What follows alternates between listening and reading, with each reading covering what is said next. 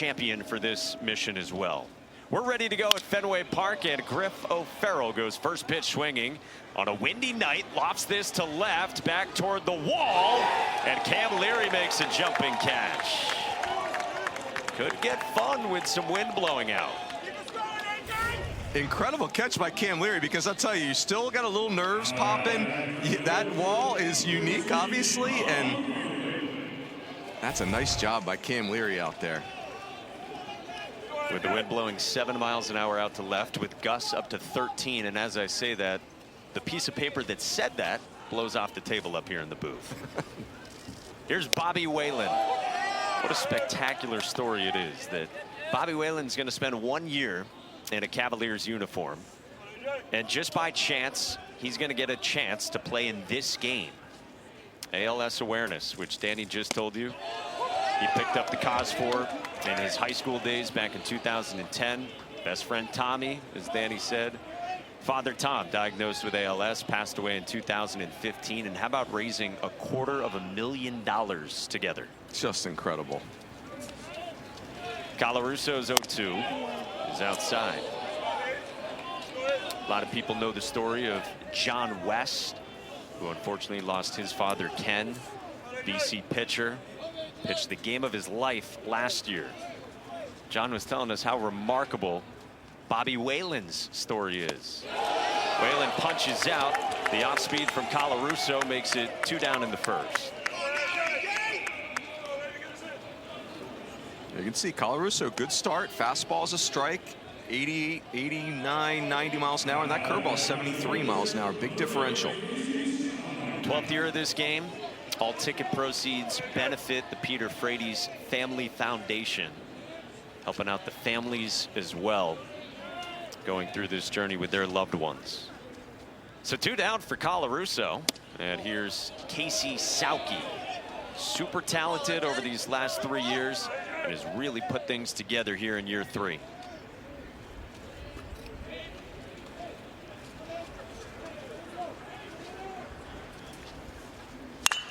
On the ground, foul. Ball and a strike. Sauke looks the part, Mike. It's 6'3", 200 pounds, middle of the field athlete. I mean, he's got some tools available to him. They're just oozing athleticism.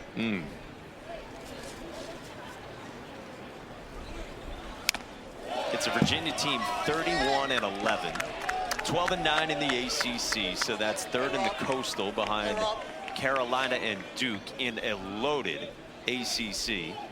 Brian O'Connor's team, though, last weekend against Georgia Tech, they dropped 2 out of 3.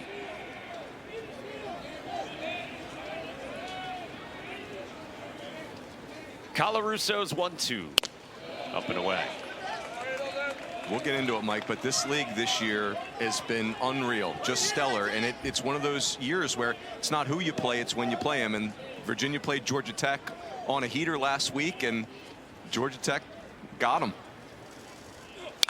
And that's a Georgia Tech team that Boston College, meanwhile, went to the Flats in Atlanta and swept the Yellow Jackets. Yep. BC also with the sweep of North Carolina State. Like, it's been that year in the league. Just when you think you know something, you know nothing. BC sitting at 20-19, 7-14 in the ACC, and coming off getting swept at Notre Dame. 2-2 again, and Sauke rolls it right side at Kyle Wolf. One of the best offenses in the country. The DH for Boston College leads off, and that's Adam Magpok, freshman from Torrance, California. Swinging a good bat over his last 6 games. He's got 4 multi-hit games. He's very athletic, and that fits in the way that Todd Donato has run his offenses through the years. Yeah, Coach Donato, when he was at Wofford, always among the nation's leaders in stolen base attempts. They were running. And running. And That's running. right. Yep. Very creative. Todd Donato, super creative baseball thinker. Really excited to see how this program evolves under his leadership. He has pointed out that though he didn't recruit the freshmen like Magpok batting here, that they fit his mold, the Wofford way. And Magpie gets aboard here on a 4-pitch walk to start things. All right, so how about Evan Blanco? John Lester was his favorite player growing up. Greg Mattia wrote a great article in the Daily Progress. Coming here, 2 games with family and friends through the years. Oh, that is a priceless pick right there. Look, there's a little Longhorn on there. I think it's a travel team Longhorn, not the Texas Longhorn, just to be clear. I zoomed in on it as well. I wanted to know if David Pierce was getting an early start. Danny, what do you got? Yeah, well, I wanted to tell you guys one of the best parts about talking to Brian O'Connor about Blanco is that when Oak was recruiting him, he would call Blanco, and Blanco would be here in Fenway at games with his mom and his cousins. And so Oak knows this means a ton to him, and it just worked out that he was going to get the start tonight. That's amazing. So cool. Yeah, last few weekends, Blanco has grown into the #1 job. They've been in the weekend rotation all year, but Virginia's pitching plans have really shifted a lot over the course of this season, and they've cycled through a lot of different guys in the weekend rotation. Yeah, and you know, I think if you're Virginia, as they get healthier on the mound down the stretch, they just need a solid pitching staff to pair with this extraordinary offense. Well, it's a ball and a strike on Cam Leary. We showed you 40 career home runs for Cam Leary. Second all-time at BC. So he has passed his former teammate for 3 years, Joe Vitrano, who had 35, including 2 in this game last year, where he was given the nickname Jose Grande. That's right, Big Joe Vitrano. You know, as much of a fan as I am of Cam Leary, it does break my heart a tiny bit that he broke Big Joe Vitrano's record. But how about these 2 guys hitting the same lineup, though? No wonder BC was in a regional last year. In a special season with 37 wins, went to Tuscaloosa. There he pops this foul, 2-2. BC right now is out of D1 baseball's projected NCAA tournament field. They were in there in the projection last week, but we told they got swept at Notre Dame. The RPI dropped about 15 spots, and the RPI right now at 59. So this is a massive weekend for them, and you got to do some serious damage here down the stretch. Yeah, the good news for BC is, you know, 59's within striking distance for an RPI. And the beauty of playing in this league is there's always big wins available to you. You just got to go get them.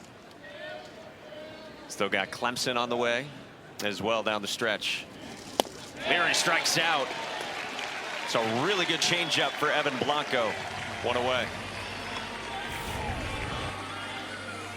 Left on left for Blanco. You can see a really nice off-speed pitch right there. And that's a big out for Blanco. You walk the leadoff hitter, trying to just settle those nerves down.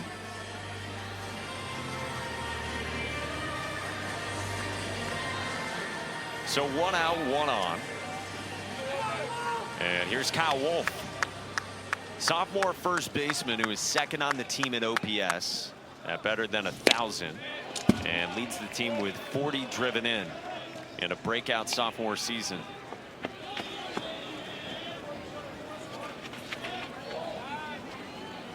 This BC team has battled some injuries, and Todd Interdonato was telling us that Kyle Wolf is playing through a ton of pain that nobody talks about. Out of Andover, Massachusetts. It's a ball and a strike.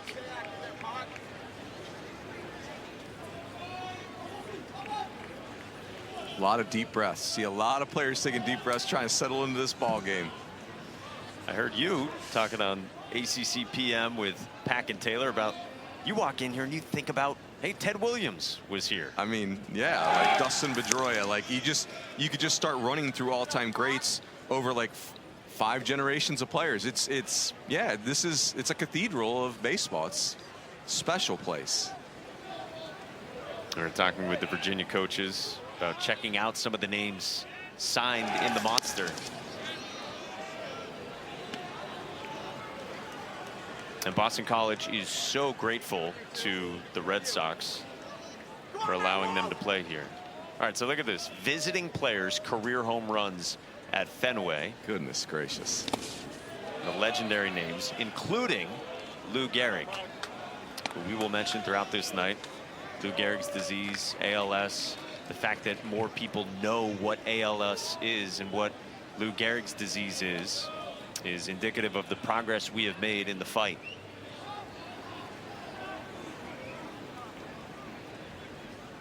Block goes 2-1. Popped up to Griff O'Farrell for round number 2.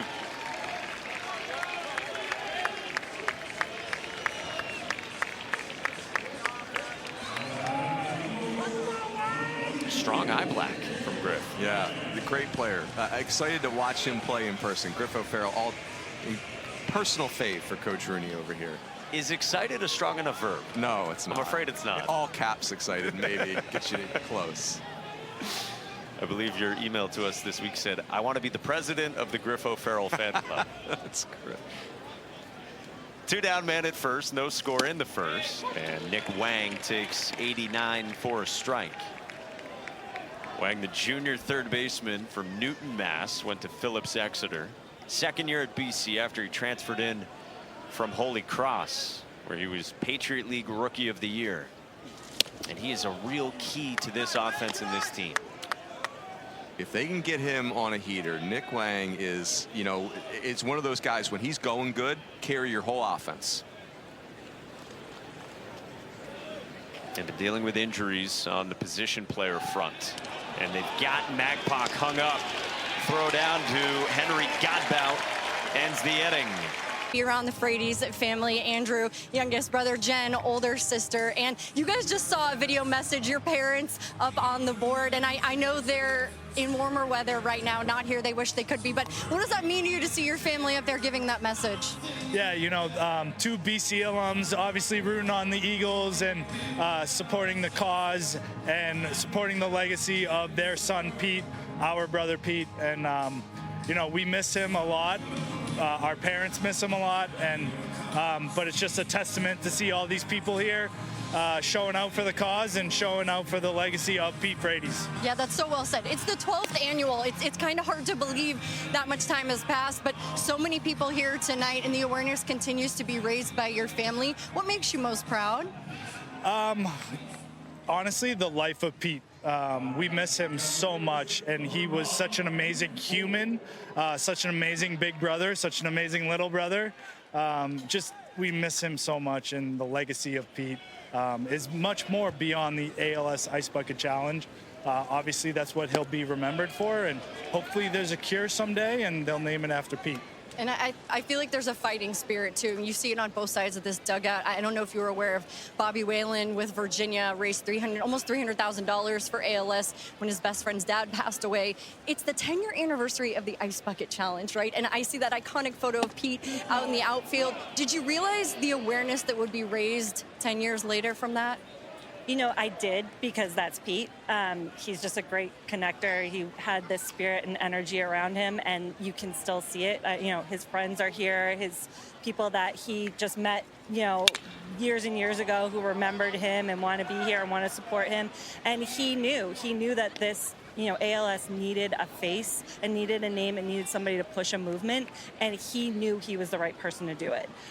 He felt that it was his calling to be, you know, that's why he was chosen to be diagnosed, was to be the person to change the trajectory of the disease, and he truly has. So does it surprise me? No, it probably surprises a lot of people, though.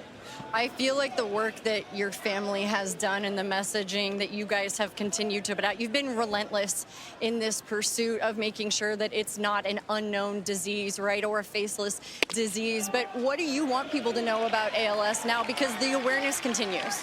Yeah, I mean, what's astounding to me is that pretty much everybody I speak to has been touched by ALS in some way. And I think what's so different from 12 years ago, is that people didn't talk about ALS. It just was something that happened in families, and they, you know, processed it, and then they thought it was just helpless and there was nothing they can do. And now there are resources. Now there are people out there. Now everybody's working together to try to make something come out of all of this awareness and money that's been applied to ALS. And, you know, we're just, like Andrew said, we're just hopeful that the cure comes and it's named after Pete, and it comes as soon as it can, to help the other families going through what we had to go through.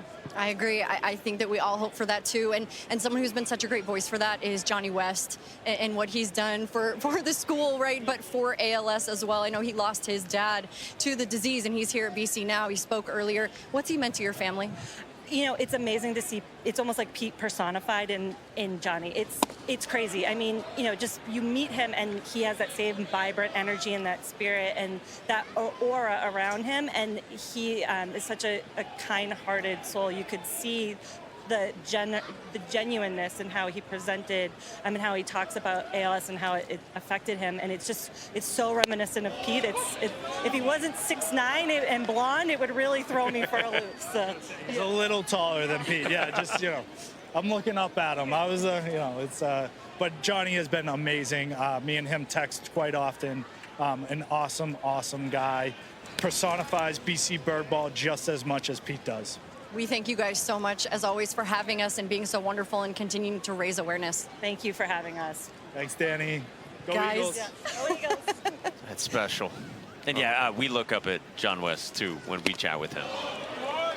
Yeah, that's right. Yeah, John West, you know, don't know whether to get him the ball on the front end of a game or get him the ball on the post. I mean, either way, it works.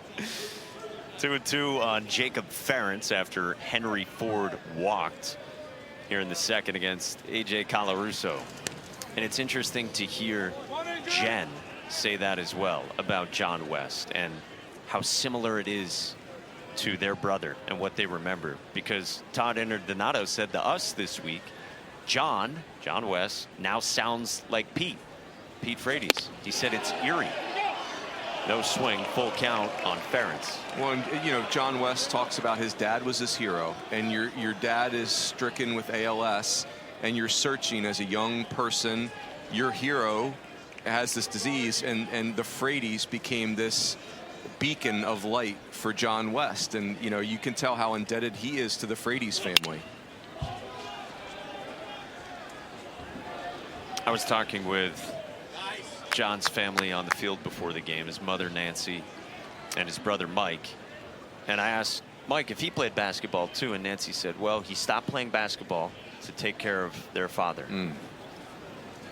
Special. Fouled off of Ferentz.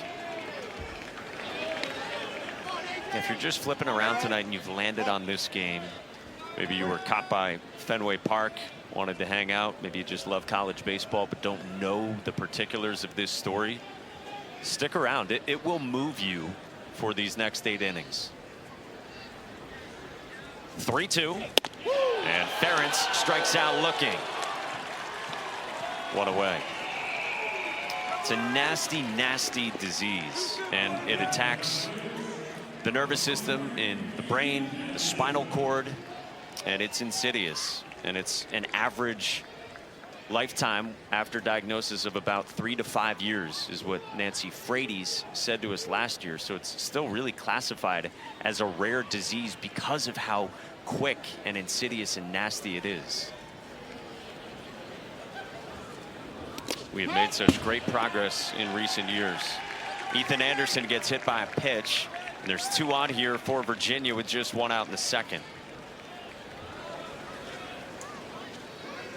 Talking to everyone around this, you know, I remember talking to Mike Gambino, who's now at Penn State. This was obviously very important to him, and talking about how the goal of this game is to no longer have this game, right? It's cure this disease where you don't need a game like this. But in the meantime, take care of the people that are suffering from this disease. Amen. Well, here's Harrison Didowick with 2 aboard on the big stage for a great cause at Fenway Park. How about the year Didowick's had? You mentioned this. Team leading 16 home runs and 55 RBIs. And he cranks this one down the line, but he pulled it foul. And he is your 7-hitter. Yeah, it just, you know, like if you're Colarusso out there, it's like, okay, bottom of the order, take a deep breath, settle in. Next thing you know, you have this 100-mile-an-hour laser beam that almost was a 2-run jack for his 57th ribeye steak. Breakout season after last year. The OPS was around 800. You'll absolutely take that as a freshman in the ACC for the Chesapeake, Virginia native. Strike 3 called. Colorusso's second K of the inning, and there's 2 gone. This is back-to-back Ks on a fastball, kind of middle way. I mean, that's just Colarusso saying, let's go, right? Like, the trickery is over. My best punch, your best punch. Well, here's Godbout. He takes ball 1. Such a luxury for Virginia. These 3 sophomores at the bottom, Didowick, Godbout, Hansen, all, you know, got a little bit of action last year, and now they're ready for prime time, but you don't need them in the middle of the order. That's a strike to Godbout, a sophomore from Brooklyn with an OPS better than 1,000. He was leading the team in that category for a while to start the year. Dealt with a foot injury in March, suffered in the series against Miami. And it just kept lingering, but healthy enough now to be in there. And again, 8-hole hitter is 6 foot 290 pounds. What are we doing here, Mons? Like, what, isn't this where the utility guys go? There are none. No, it's just 9 stars. Good luck with it. Godbout fouls it away, and it's 2-2.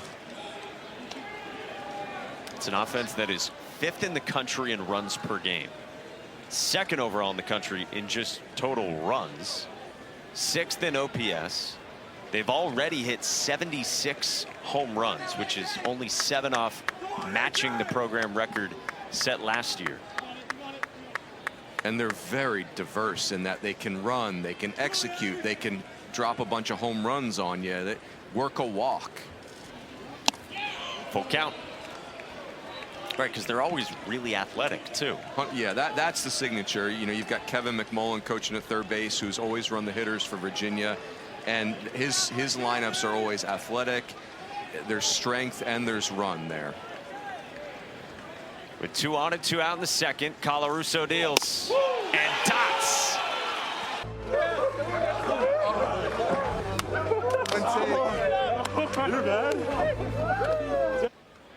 That's awesome. It's like 35 ice buckets in one locale. Amazing. That is so good. How about calling out the great names that they did too? Our buddy Boog Shambi, who by the way will be here with the Chicago Cubs to play the Red Sox here at Fenway in a series that starts tomorrow, and who himself has done such amazing work championing the cause in the fight against ALS. And it sounds like we have to get pretty chilly as well, Runes. Yeah, I guess that, yeah, challenge issued and accepted.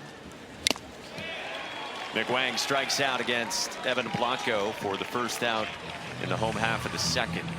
And Paquin and Pete Frates jumped in on the ALS Ice Bucket Challenge, and you saw it helped raise more than $220 million toward research for a cure. And if you're wondering about the Georgia Tech angle of that as well, Georgia Tech has a former player, Jim Poole, who unfortunately passed away in the fall due to ALS.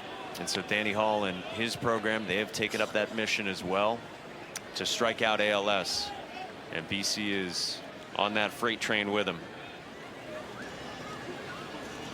This is Vince Cimini, and it's 2-0 for him against Blanco. This is the unquestioned leader of the team, Vince Cimini.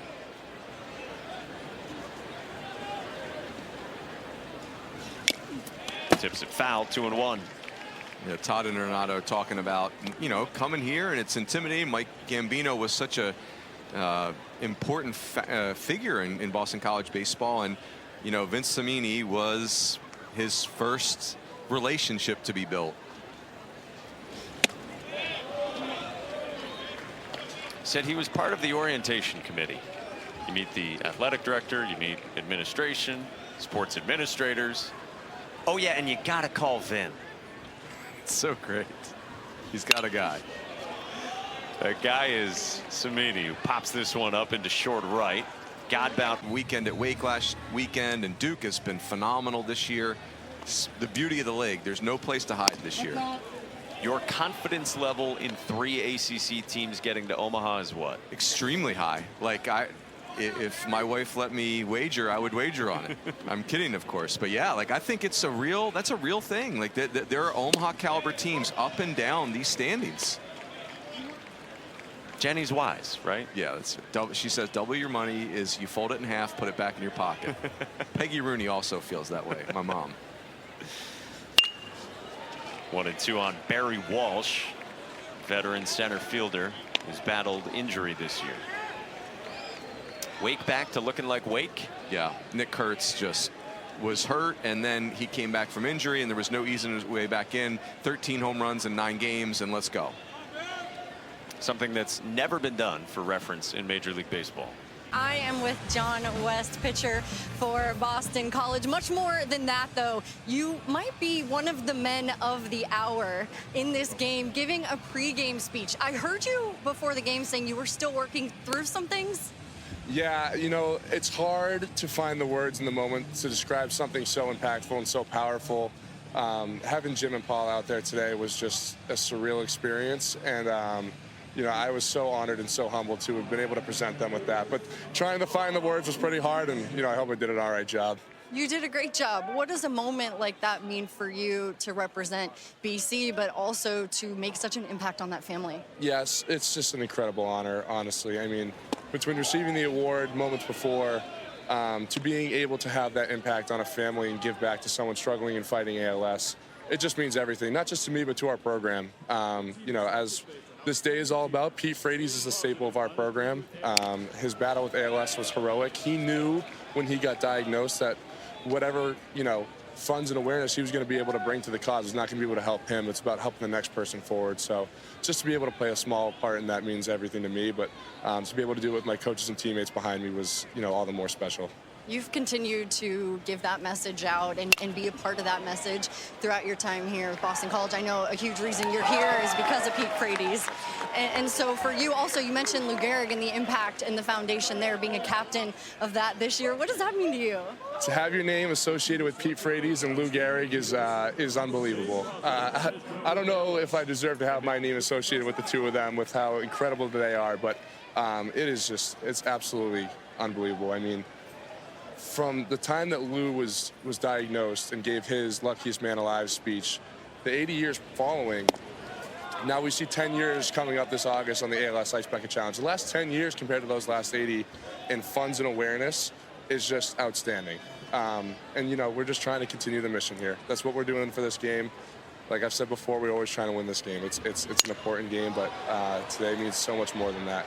It's all for ALS and those fighting for it. Do you feel like the urgency for awareness and not making this a disease that nobody knows about anymore has increased, especially during your time here at BC? Yeah, there's no doubt about it. I mean, you walk across campus at Boston College, but you extend that out further to when we're on the road across the country, wherever we are, right? We just played at Georgia Tech a few weeks back, and we were a part of their first ALS game, to my knowledge, for Jim Poole. And the Hop on a Cure with Zach Brown band, who has been so great to send in the guitar tonight and to have given us a shout out for this game. But it is everywhere now. And you know, what's really crazy about it, Danny, is just how connected it is with baseball, right? You look at so many people, it's hard to name, between Lou and Pete and John Bucciambi, I think Sarah, and all of these people connected with baseball with ALS. Well, how about Bobby Whalen, by the way, who's up to bat right now? And I know, so I talked to Bobby pregame. He said you hadn't met yet, but you were aware of what he had done for ALS after he lost his best friend's dad, Tom, to the disease. Yeah, so I just found out about that today, and credit to Bobby. I found out today after meeting his coach over there, Coach O'Connor, pregame, that he raised $300,000 for ALS in high school. That is unbelievable, and I tip my cap to Bobby and his friend for doing that. You know, it'll be a real pleasure and honor to meet him this weekend, and to be able to share a moment with him, I'll really look forward to. I'm just wondering, too, you know, we've done this 3 years in a row, Yeah. you said now, and it's so special. But what do you want people to know? There's always new eyes on this. What do you want people to know about ALS and the fight that you guys have here? We're on the back end of this thing. We really are, right? We see these new trial drugs coming into fruition that are really prolonging this disease here. And those are being funded by the Ice Bucket Challenge a decade later. So I really do believe we're on the back end here. Nancy Frates says it all the time. Now that we're prolonging this disease, there's going to be higher numbers that come along with that. So the more funds and the more awareness we can bring to this thing to put an end to it, the better. But this has been really special. Thank you guys for doing this for all these years. It's been really cool. Thank you for everything that you do for us. Thank you so much. I want to say one more thing, just real quick. Todd Donato and Greg Sullivan, what you guys have done in keeping this program's mission at its center with Pete Frates, the Frates family, and striking out ALS means everything to us. Thank you for doing that this year. I love you guys. This is unbelievable. Thank you. How about Johnny West, you guys? Just outstanding human being. Can't thank you enough, honestly, for everything you do and your family. Guys, I'm going to send it back up to you. Thank you, Danny. That is one impressive individual. I mean, just awesome. Like, the best among us, Johnny West right there. So cool. And a classy shout out to the new head coach of this program, who, when Todd Donato got the job, John West was in the transfer portal.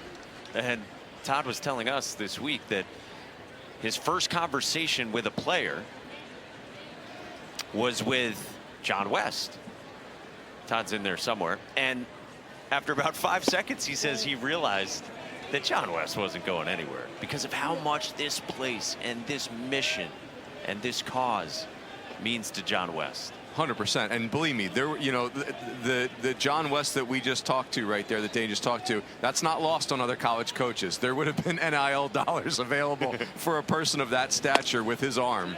And so, you know, and I can imagine for this program, this cause has been such a integral part of this program. And when there's change, I'm sure there's fear and trepidation. And, you know, Todd Donato has come in and they have not skipped a beat. And to Greg Sullivan as well, who we caught up with on the field, who has been with this program for 14 years.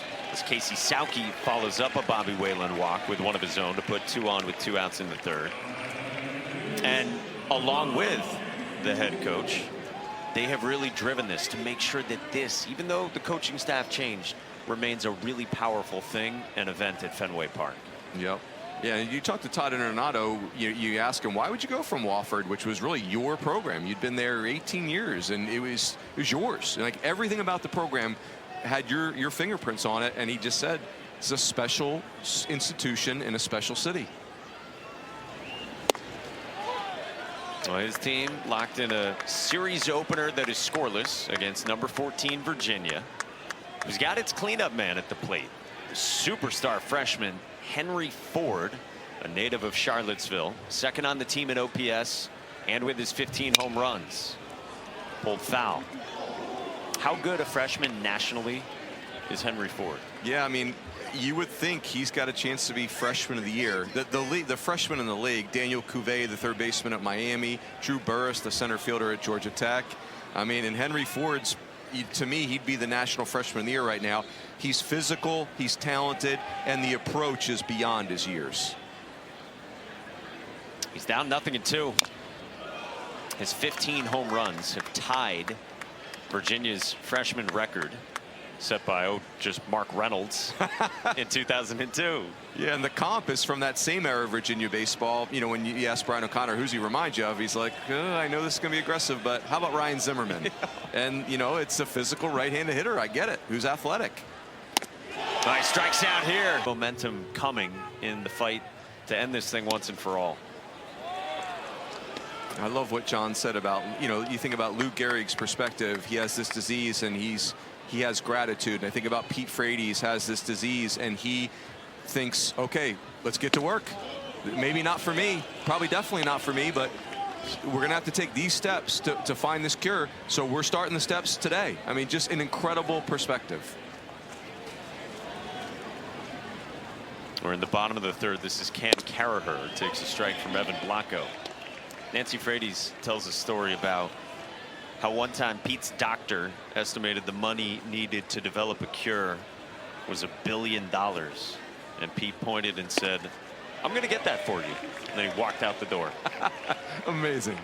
Oh, just that mindset. And you know what? They're well on their way. Heck yeah. To getting that $1 billion. 2-2 to Carraher, and he strikes out. One gone for Evan Blanco.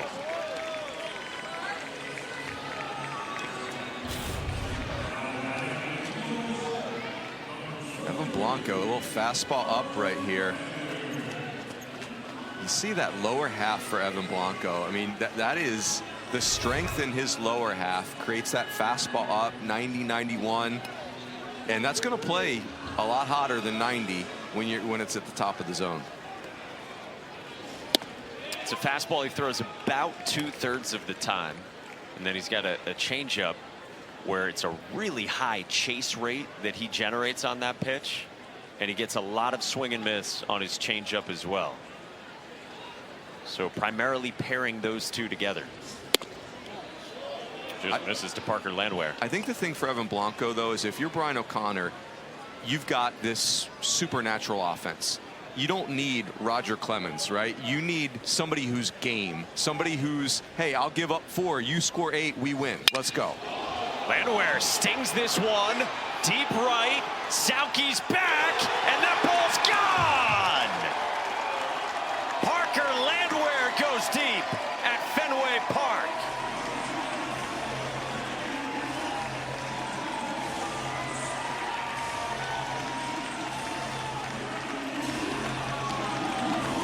The 5th-year senior, a veteran of this program, starts the scoring.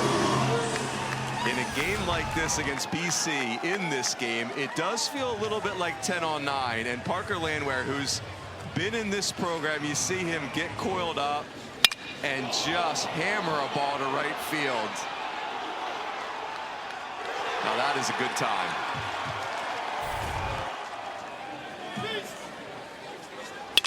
Sam McNulty goes first pitch hunting to Harrison Dedewick for round number 2. If you have a leg kick, today is not the game we forget that in favor of a toe tap. Let it rip, baby. Let's go. Yeah, that's right. If you were planning on going deep this weekend, tonight would be the night to do that. You will never, I mean, can you imagine? Parker Landwehr just hit a home run at Fenway Park. The great grandkids will be hearing about that, and as they should. 5 years in this program. 2 years ago, his best season, 9 home runs. Then last year, limited to only 40 plate appearances. This year has returned to a regular role and bounced back. And he went bridge. Leadoff man Adam Magpok walked his first time. And he's ahead in the count 2-0 against Blanco. And you talked about the depth you would like to get from Evan Blanco and just stability in how he deals today. Each of his first 9 starts of the season, it was 3 earned runs or fewer, which, to your point, with his offense, that's good work. Yeah, that'll work. And you know, again, for Virginia, they've had some injuries on the mound, so depth from your starters becomes really important when there's less arms available, and Blanco's capable of doing it. 3-1. That's Virginia pitching staff 9th in the ACC in ERA at about 6. In league only action, 12th of the 14 teams with a 7.43. Fouled away. For a pitching staff that last year was 4th best in the country in ERA.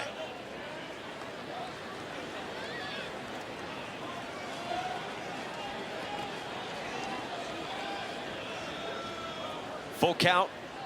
Blanco to Magpok, and he strikes out.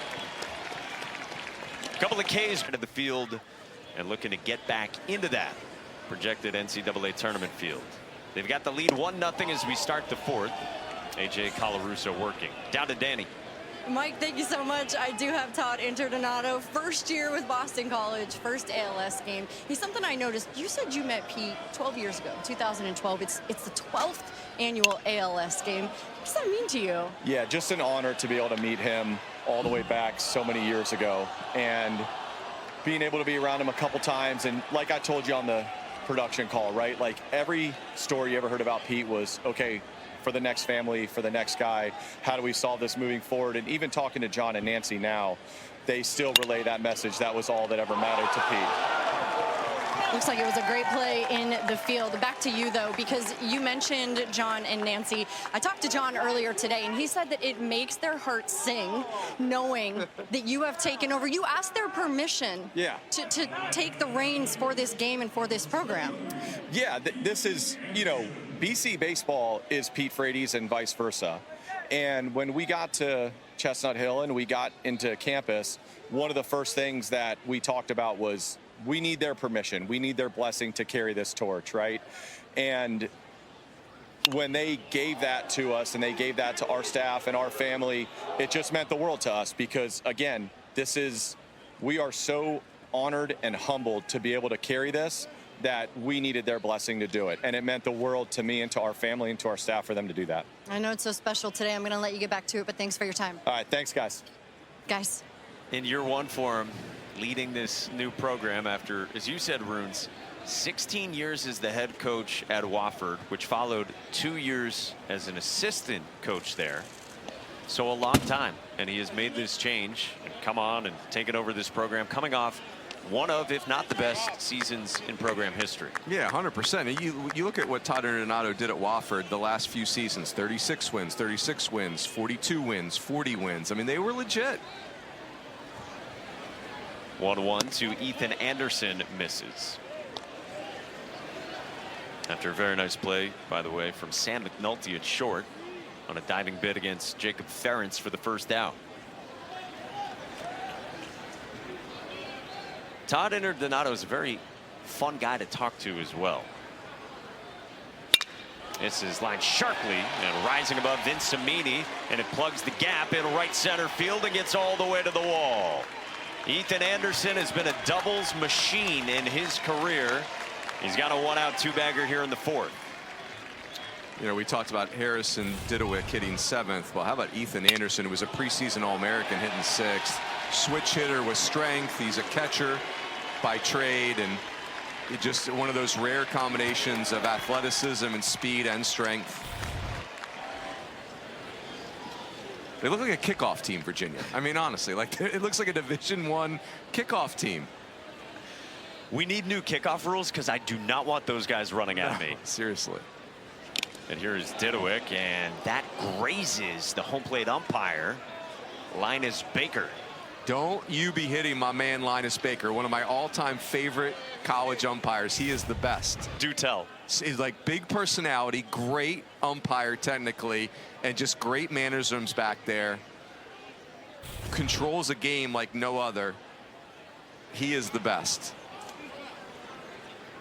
So Harrison Didowick, as you saw, got hit by the pitch. Well, let's see. All right, so I'm guessing that they're just going to say it stands rather than confirmed. And Harrison Didowick is hit by a pitch officially. Matt Kirby. So there are two on. Sorry, Mons. Matt Kirby's telling him, hey, dude, we're going to have to act that one out a little better next time. Please sell it. It's an age-old struggle. And Linus Baker is just exhibiting toughness, the likes of which we haven't seen. Henry Godbout takes strike one after a 7-minute delay, concluding the review for A.J. Colarusso. Really good pitch considering that Colarusso's been on ice for a couple minutes there. Godbout punched out looking his first time, and he pops this one up, foul behind the plate, and is behind 0-2. So that's 71 on the off speed. And you're talking about the range of velos that he's showing. Yeah, I mean, again, if you're a right-hand hitter like Godbout, the fastball's 90 on your hands, which speeds you up. The changeup's 80, which is in the middle, and the curve, that slow curveball's been 71, 72, 73. So again, you can't chase Colarusso around. You got to make a selection and go. 2 on, 1 out, 4th inning, the 0-2. On the ground towards second. Cimini flips. McNulty turns. It's 2. Outstanding. He's in the dugout as we go down to Danny Wexelman. Yeah, Mike, you said it really well. We saw Nancy pregame, by the way, and it was so good to see her back here for another game with Johnny West in it representing BC. But when we talked to Todd Interdonato earlier this week, he said Johnny's a voice for Pete. You kind of heard that from from Andrew Frates and Jen Mayo, right, Pete's siblings, that Johnny has kind of been this vessel for Pete, and Todd said it as well. He said it's like Pete is still here, and John was one of the first players that Todd met when he came over to BC, and he, you know, we've talked about this, that Johnny West was in the portal and Todd had to talk to him, but it was pretty clear Johnny West wasn't going anywhere. They talked about ALS, they talked about BC, they talked about Johnny's dad, and Todd was like, you know, I think John's gonna stay, and obviously John West still here has made an impact on all of us. By the way, guys, I wanted to tell you, I got a text from John Frates, who's watching this game with his wife Nancy, and John said the home run that Parker Landwehr hit is really close to where Pete hit his home run in the Beanpot. That's amazing.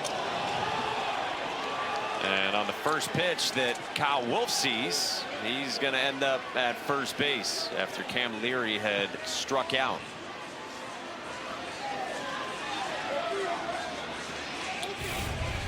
Pete Frates is all about the toughness, and that's what this is. I mean, Kyle Wolf is hanging out on home plate and just swallowed that ball with his elbow. That is, pitchers aren't going to like to hear this, Mike, but that's good offense. Yeah. Just got to wear it. Yeah, I mean, it's only a flesh wound. So Kyle Wolf is on, and now Nick Wang. First pitch swinging, blasts it to right center. Long way to go, and a fine running catch for Bobby Whalen. Wolf speeds back to first, and there's two gone.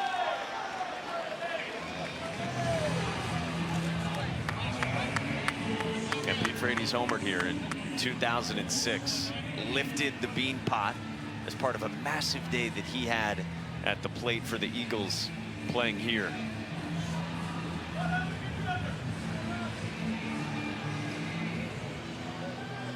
Brings up Vince Cimini. Guy's done his part to carry on this legacy. We talked about his leadership. Fifth-year senior from Scranton, Pennsylvania. Two-time captain before this year. And they don't have captains with the new head coach, Todd Interdonato, but they do have a leadership cabinet. And you can be certain he is part of it. Yeah, if you're Todd Interdonato and you got to get a message to the team, Vince Cimini is a good vessel for that.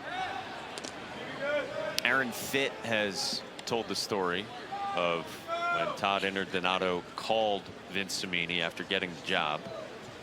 And Todd asked Vince, where are you guys at? What's the pulse of this team? And Vince said, we would rather die than play in another program. 0-2.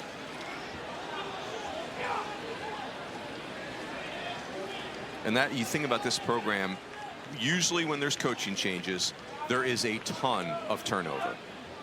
Very little turnover in this program. 0-2.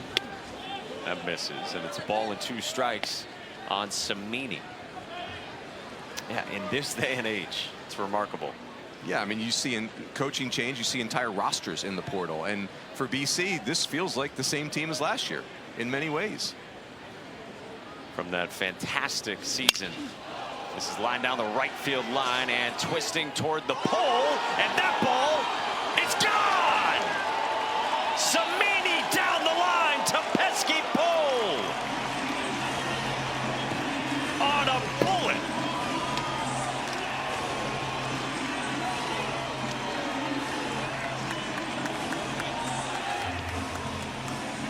How about your 2 fifth-year seniors in the lineup going deep at Fenway? Oh man, you talk about this, you will never forget this, and you're right. Like one of the most unique home runs you could hit anywhere in the game of baseball, in a game like this, for a kid that's the heart and soul of this program. Todd Interdonato said to us, if I left the program tomorrow, the program would be exactly the same, might even be a touch better because Vince Cimini's there. Said he's the guy I talked to first, the guy everybody said I had to call. And Vince Cimini has served as the sounding board for the new head coach, taken over as the steward of this program. And so it's fitting that on this stage, their biggest game, he's the one that goes deep, following up Parker Landwehr's home run last inning. 1-1 to Barry Walsh, another one of the veterans in this lineup, a fellow fifth-year senior. Barry Walsh, another one of those guys, just plus toughness, elite center fielder defensively. He turns on one, down the line in left, and he hooked it foul.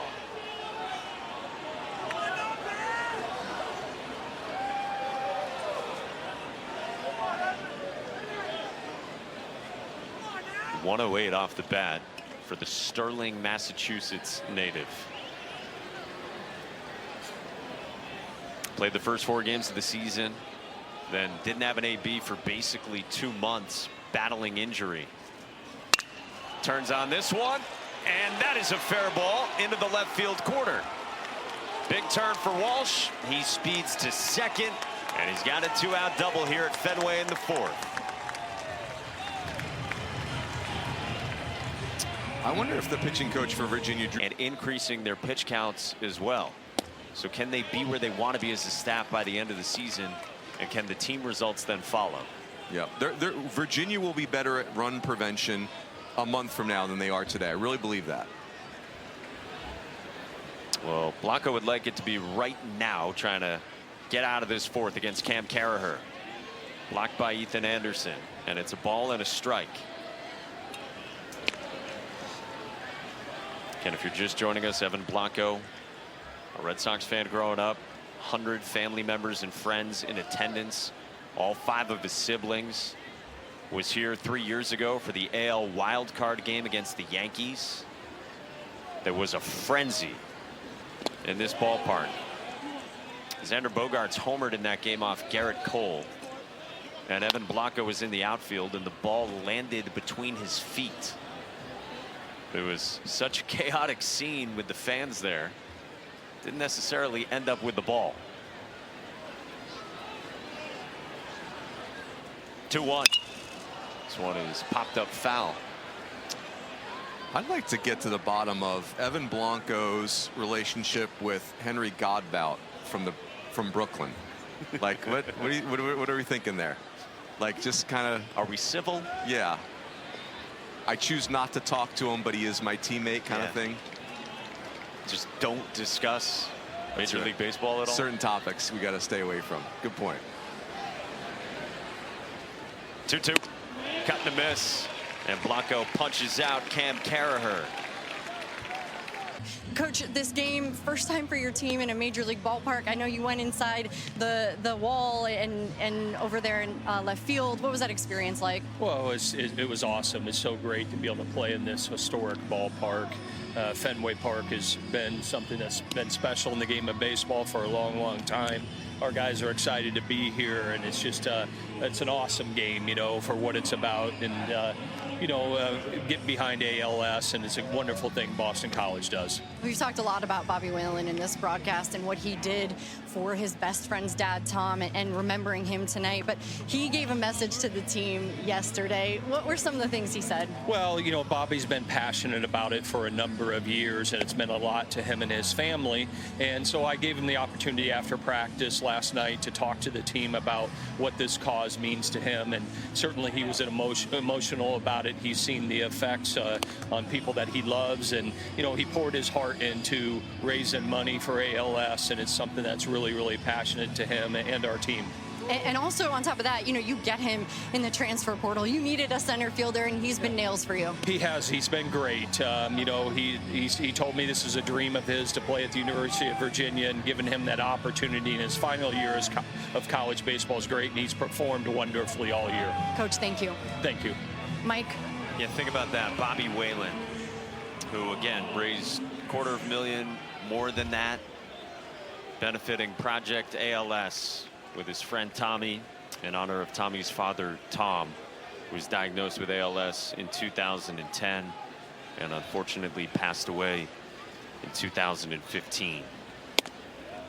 5th inning, BC's up 3-0 in this series opener on number 14, Virginia. Luke Hansen's the batter against a new arm for the Eagles, the transfer from Northwestern, Michael Farinelli. Line drive in the left center field, and a base hit for Luke Hansen. The lineup will turn over, and that's just the second hit for this potent Virginia lineup today. Farinelli, it's sinker, slider, throws the slider 36% of the time, so that he's going to use that to protect the fastball. I think the number that stands out for me, Mons, is 14 walks. In a game like this where people are hyped up, you're Todd Interdonato, you're looking for someone you can trust to pound the strike zone. And this is a veteran guy, spent a number of years at Middlebury College up in Vermont, then a couple of years at Northwestern, and now a newcomer to this Boston College program. And he's got to deal with your favorite, Griff O'Farrell. Yeah, throwback O'Farrell. If you had to win one college baseball game tonight, Griff O'Farrell's who I'd put at shortstop all day long. Just in every way. I know it's cliche, but he's the winning player. He's going to make the routine play. He's going to make a great play in a big spot. He's going to give you a professional at bat at all times. Just a winning player. Preseason second team All-American. He's a big league shortstop. He's a big leaguer.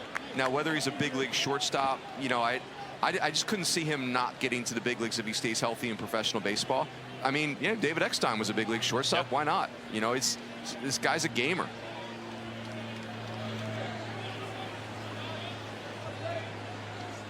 Danny? Yeah, well, on top of that, the first 5 to 6 weeks of this season were maybe a little slow, Brian O'Connor said, for Griff O'Farrell, but he's really turned it around after the out at first over there. He said he's getting back to more ground balls, that line drive approach that he has. And don't forget the elite defense. He looked at us and he said, guys, the defense last weekend, he made some plays that made me say, oh, my God. You're getting Oak reactions in the dugout. 29th overall. And Brian O'Connor said when that happened, we immediately ran out and got Bobby Whalen. So all of that precipitated this, playing in this game for Bobby.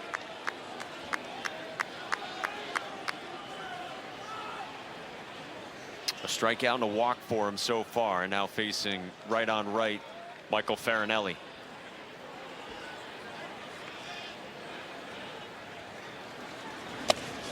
Hit his first Virginia home run in the midweek win Tuesday against Liberty.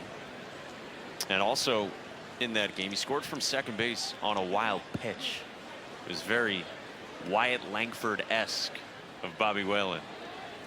Yeah, and Bobby Whalen played really good baseball at Indiana. That's a team that was a regional finalist last year in Lexington, so he knows what good baseball looks like.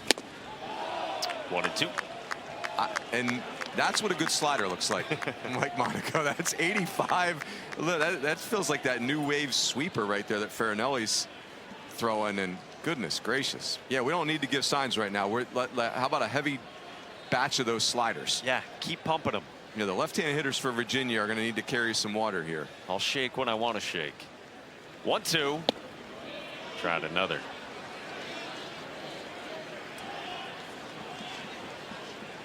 That's a really tough pitch on right-handed hitters because it feels like it's coming from shortstop, and you can see with Farinelli, it's got so much width to it. The pitch ends up in the left-handed batter's box. It's just so much horizontal movement. Guy who spent time as a starter for BC this year. Deals it 2-2.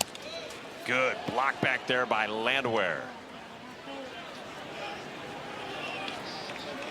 And to me, if you're Farinelli, those last few, you just didn't trust the pitch. You tried to be a little bit too perfect with it. Landwehr. Shocking that he didn't throw that. 99 out of 100 times, catchers are going to show you the arm right there.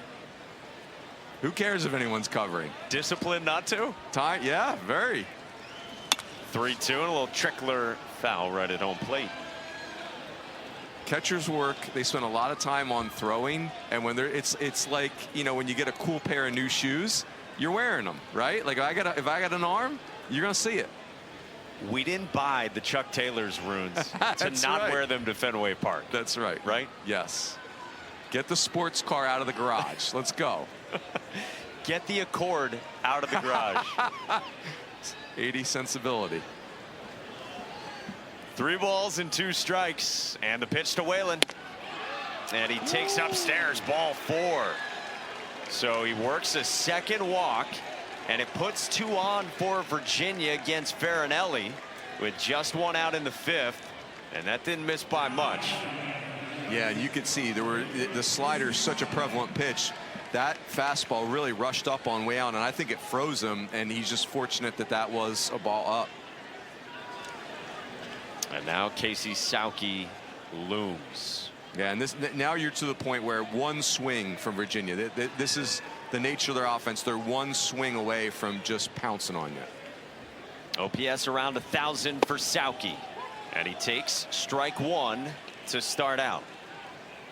Sauke is grounded out and walked so far.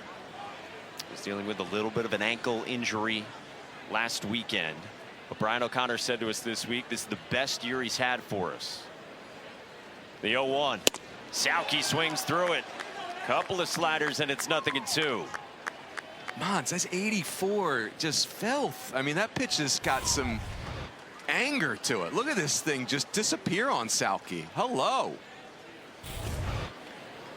And Kevin McMullen wants to slow things down with that slider coming at Casey Sauke. Yeah, Kevin McMullen, the third base coach for Virginia, he came with Brian O'Connor. They've been together since day 1 when they took over this program.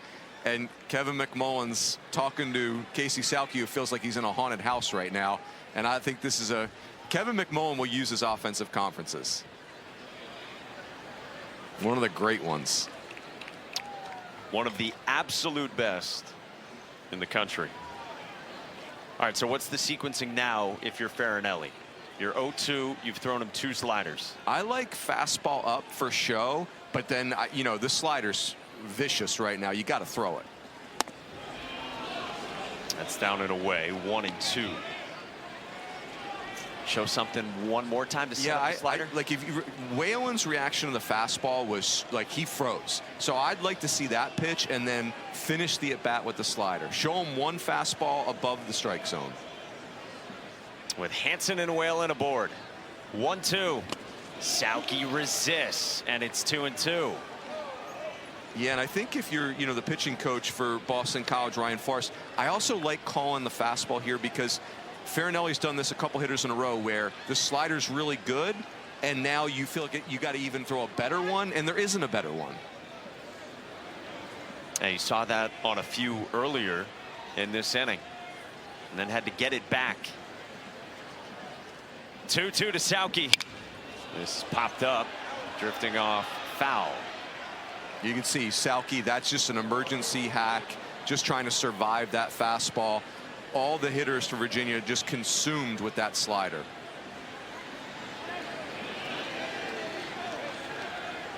It's so, again, like if you're Farinelli, in fairness to him, this lineup for Virginia, you just feel like you're hanging on for dear life. It's just one swing. 1 out, 2 on, 5th inning. 2-2 again.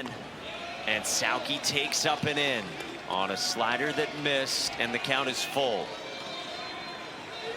This is why calling pitches is the worst job in baseball. Like, what do you, I mean, Casey Sauke's been up there for a bunch of pitches. It just, each pitch he gets more dangerous. I do feel like you got to get beat with your best pitch, which is slider. Does he go to it here? 3-2, and it misses in with a slider. Second walk of the inning, and Virginia has him. A Northeast guy, roots-wise, pitched for Maine for the Black Bears from 07 to 09. Ford has walked and punched out, and that is a fastball to start out for strike 1. That's a good pitch. Henry Ford's thinking, man, I thought we were talking about a slider here. And now Farinelli in the driver's seat. Bases loaded, 1 out, 5th inning. Down and away. A ball and a strike on the superstar freshman who was born in Charlottesville, was 3 months old when he went to his first game at Disharoon Park. Played Little League for McIntyre Little League and was a legend coming up through the ranks. The 1-1. Ford pops this one up to the right side of the diamond. And Kyle Wolf takes charge. Infield fly rule in effect, and there's 2 down.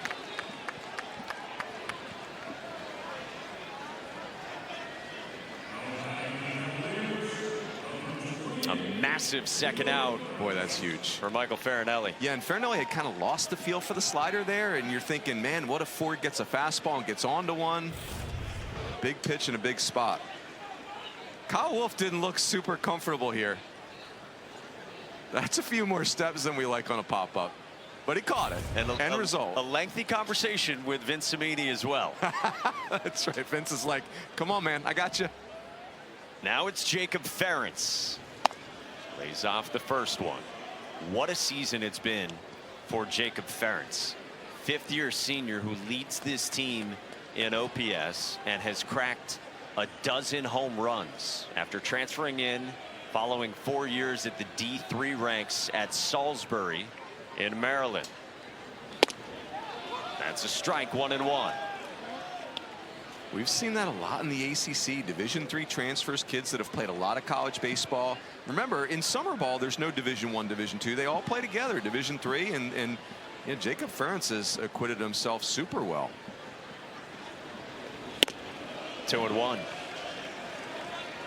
He had 14 home runs last year, single season program record. But still, he only had a 773 OPS. And at Virginia in the ACC, 1323 OPS. 2-1. Cut and a miss on the slider, 2-2. Boy, Farinelli's so interesting. The fastball is like 88. The slider's like 80-45. The fastball feels like 200 miles an hour because you're so consumed with the slider. He is a real headache of an at bat. Loaded up into fifth with 2 outs. 2-2. Strike 3 called. On the Vince Cimini vibe, where the way he talks to me is peer-to-peer. You can do that when you've been in school for 5 years. Yeah, that's You right. know the way the program operates. Evan Blanco, 60-plus pitches into his night, is ahead 0-2 against Landwehr. You talked about it with Blanco.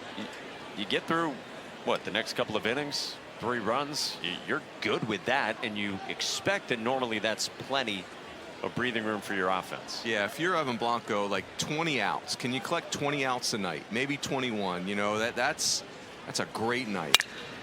Landwehr pulls on this on a line, and he ropes it off the wall past Harrison Dinowick. That is a Fenway Park single off the monster. And have a day, Parker Landwehr. One of those few places where you can hit a ball with the exit velo like a million for a single. Like, it's amazing that a ball hit that hard is, you get 90 feet for that. That is remarkable and awesome at the same time. Trying to impale the monster. Yeah, the monster. Linus Baker and the monster I'm worried about. How about that for heat? Wow. Hey now. Essentially a million. 114. Goodness. Sam McNulty squared and pulled back for a bunt-happy head coach. Yeah, and Todd Donato does not want to hear us call it small ball or inside game. He's like, this is what good baseball is. Pressuring your opponent. Make them defend everything, not just a ball in the gap. He made clear to say that some people would call it non-traditional. Didn't sound like he's in that group. McNulty lofts this one to right at Casey Sauke for the first out. Saturday ACC baseball, it is an excellent doubleheader. Florida State at Duke, that's a fun series. Really fun. No one's surprised that Link Jarrett has turned it around, but yet it has still been so loud how quickly and sharply it happened. Yep, you're right. Like they're going to double their win total year over year. 1-1 on Adam Magpok, the DH in the leadoff spot. It's interesting. Blanco's changeup, you referenced it earlier, Mons. That's a really good pitch, and he doesn't overuse it. Like it's kind of a special occasion pitch. I wonder if he'll use it a little bit more here at the end of his outing. Third time through, lean on it some more. Yeah, and you know the fastball, the velo's ticking down a little bit, so it's a way to protect the fastball.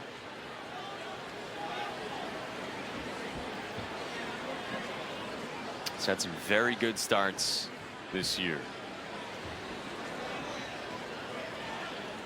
Ball and 2 strikes on Magpok. Last time out was Friday against Georgia Tech for Evan Blanco.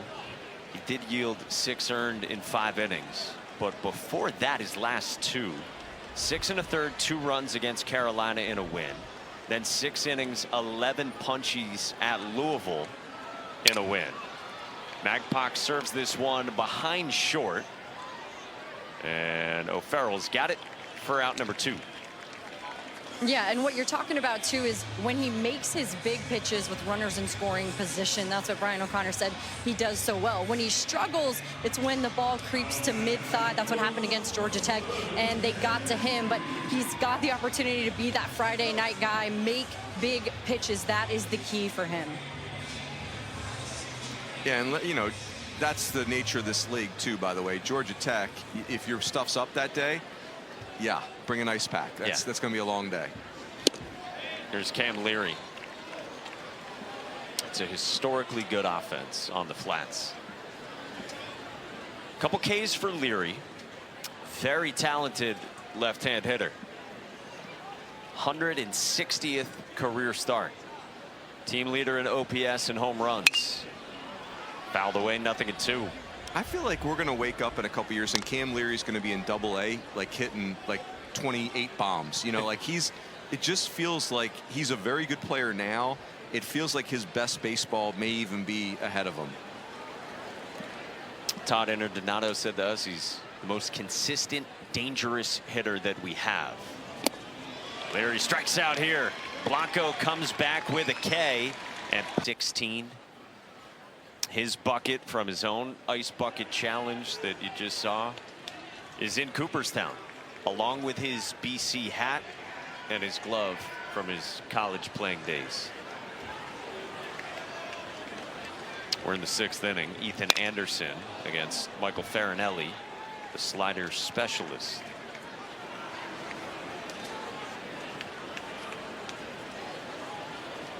Pete and his wife Julie got married in 2013. I showed you daughter Lucy again throwing out a first pitch here at Fenway.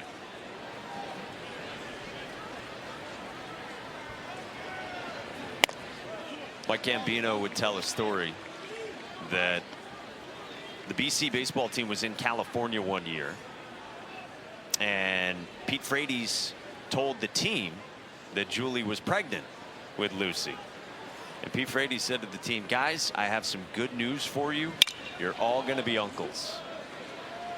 That's how close the bond is between the Frates family and this Boston College baseball program. Pete Frates, his college baseball was not easy for him. He was a great athlete, but he had to really work at the game of baseball. And I think that's another reason why he was so respected. One of those guys with that it gene, like that leader gene, and oh man, just what a life, what an impactful life. Some of the stories that we've heard through the years just make you want to be teammates with him in the locker room, in the clubhouse. Like 80 grade teammate and then some. 3-2 misses from Farinelli, and Ethan Anderson works the lead off. This is Harrison Didowick. And you heard the voice of our friend John Boog Shambi as well, a BC grad in his own right, who himself has done so much in the fight against ALS. Comebacker over the mound towards second. Cimini flips. McNulty not in time. Didowick stays out at 2 on a glove-only flip from Vince Cimini.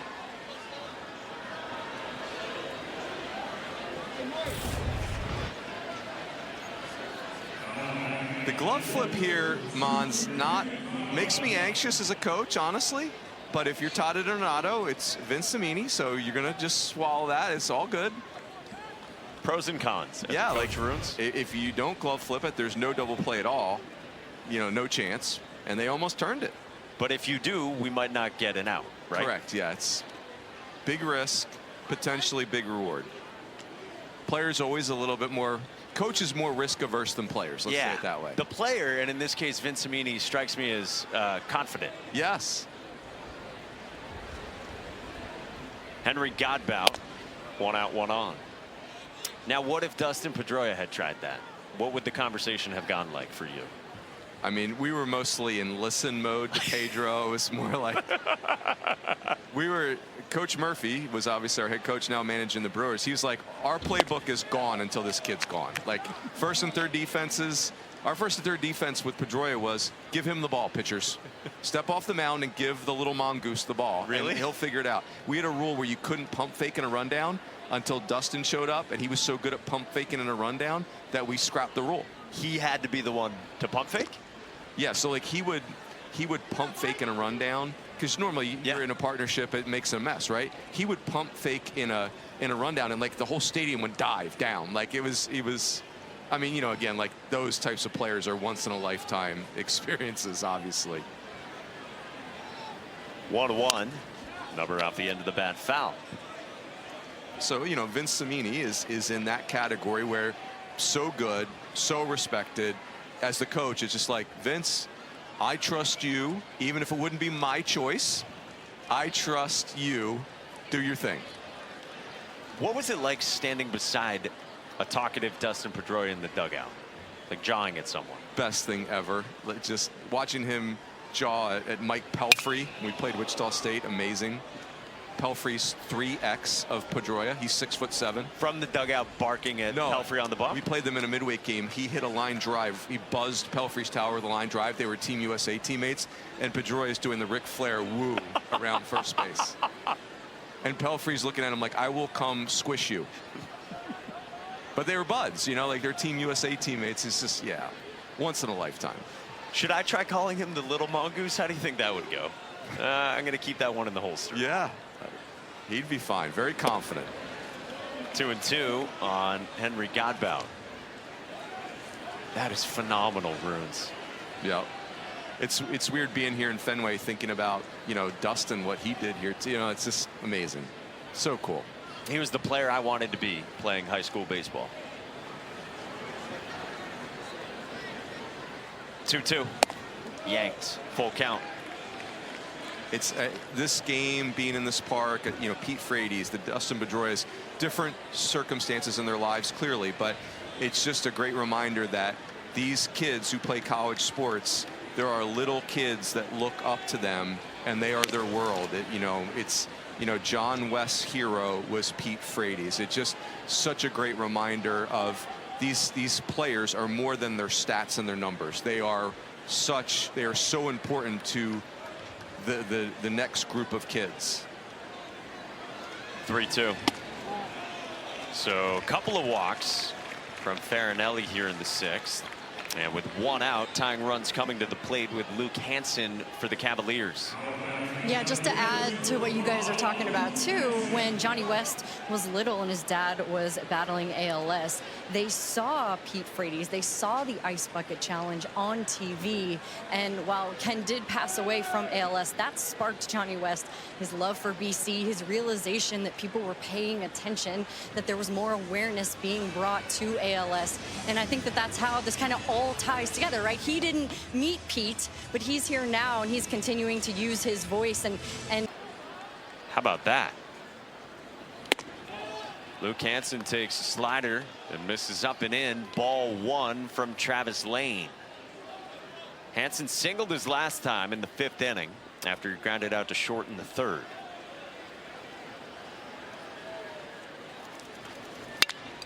This is popped up and that fades off foul to the Fenway seats. That would be something. That would be something. You know, if you're Todd Arenado, that's tricky, right? Like, it's John West is one of your weekend starters.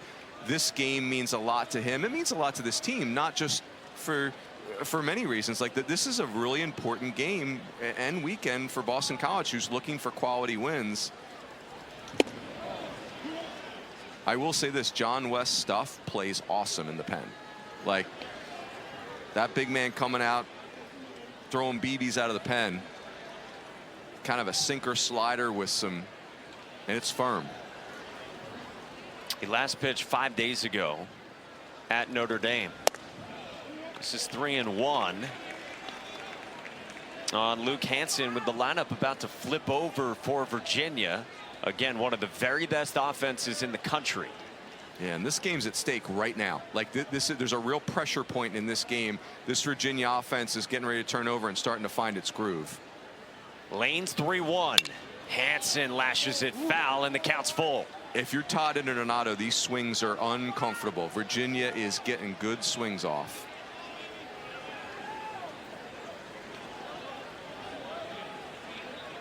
Virginia is 0 for 9 tonight with runners aboard.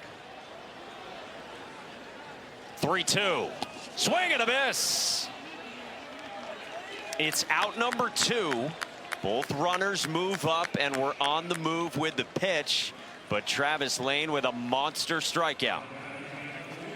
It's just one of the things that makes this Virginia offense awesome is they know, Kevin McMullen knows that it's a lot of sliders from BC right now, and you've got the athletes on the bases to make them pay for throwing off speed pitches. And now Griff O'Farrell, superstar shortstop and leader and preseason All-American, representing the tying run for the Cavaliers with men at second and third. Huge moment right here. Base hit makes it 3-2, out, and tons of momentum for BC. The 0-1. O'Farrell flares this one to short. McNulty's under it, inning over. The veteran Travis Lane pounds his chest, and he leaves 2 in scoring position. Travis Lane, get you. 75 pitches for Massachusetts native Evan Blanco, whose offense left 2 in scoring position in the last half inning. And now Blanco's got to navigate 3, 4, and 5 for the Eagles, starting with Kyle Wolf. Wolf to short at O'Farrell for the first out. The All-ACC team will be in Charlotte for the ACC Women's Lacrosse Championship semifinals tomorrow with a pregame show at 3 Eastern. Then Sunday they get you set for the title game starting at 11:30 a.m. Eastern right here on ACC Network. BC great Charlotte North, part of that crew covering the championship. Now Nick Wang.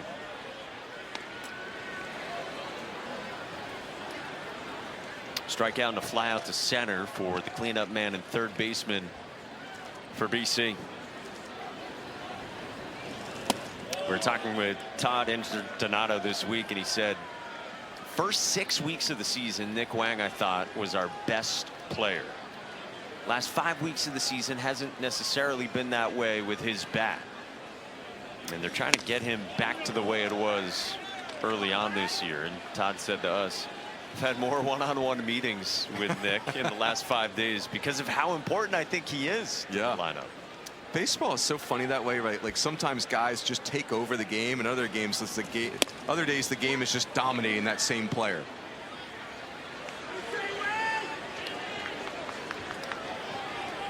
Right now in a 1 for 13, trying to bust out of that.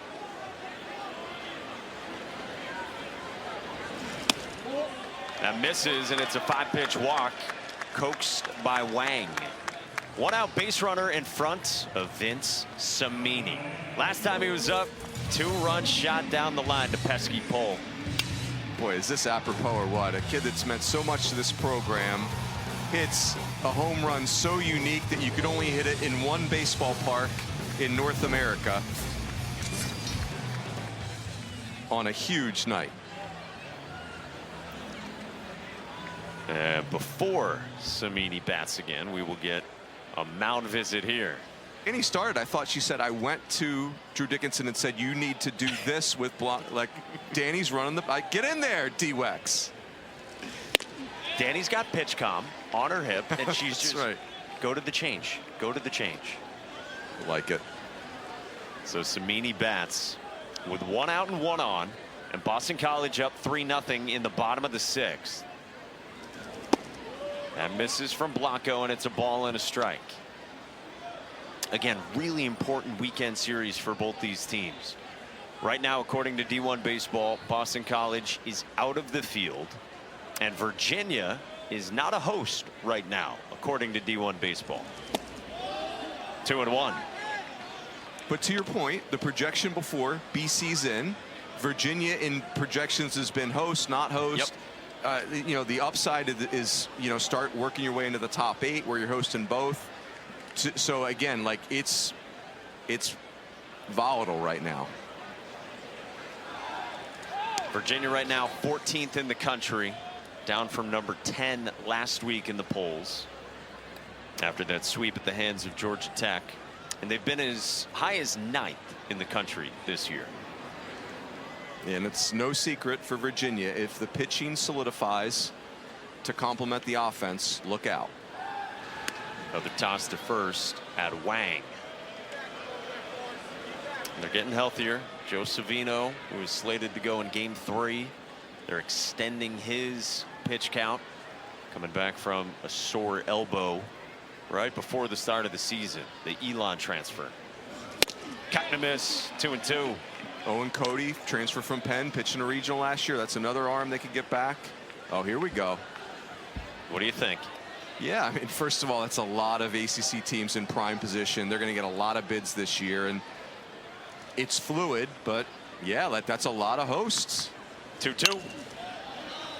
Will the number be 9, you think? 9 teams that get in out of the ACC? Yeah, 9 feels like the number, but you know, it requires it to stay bunched, right? Like if teams start to separate, the 9 could shrink to 8. But yeah, like, I mean, the league has been that good and that deep this year. And again this week, Georgia Tech in, BC out in the projection. 2-2. Samini drives this one in the air to shallow left, and Harrison Didowick creeps in for out number 2.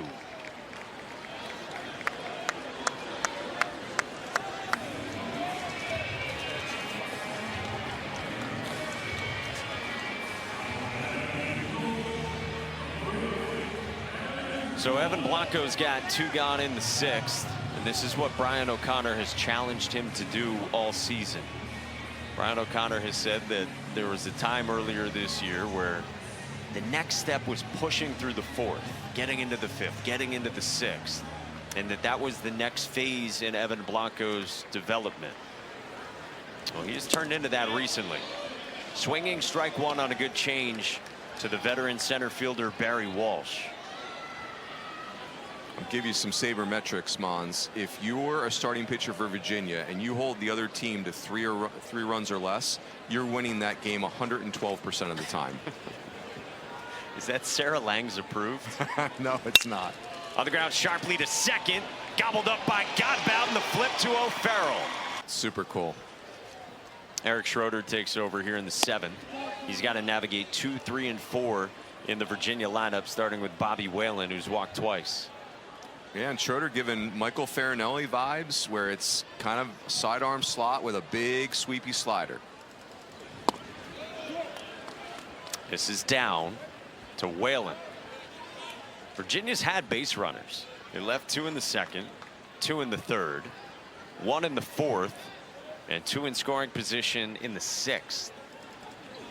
Now in the 7th, and it's 3-0. And BC is just trying to throw enough strikes down the stretch. Yeah, and the walk total has started to creep up on BC, and that bill comes due at some point, especially with an offense like Virginia. There's a strike at 89 from Schroeder. He's got that bowling ball sinker, the slider with some late tilt. That misses. Heard Linus Baker say that's out. So it's a 5-pitch walk. Whalen has worked 3 walks tonight, and the leadoff man's aboard. And BC's playing with fire. 8 walks and 2 hit batters. That's a tough way to live. And just the 2 hits for Virginia. Here's Casey Sauke. A ground out and 2 walks for Virginia's 3-hole hitter and right fielder. Strike 1.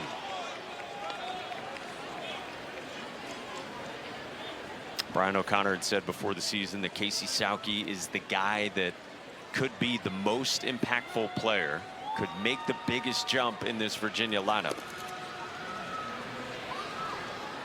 You know, Selke is a kid that it's athleticism in a really big frame, strength, the impact, bat to ball. It's the whole deal.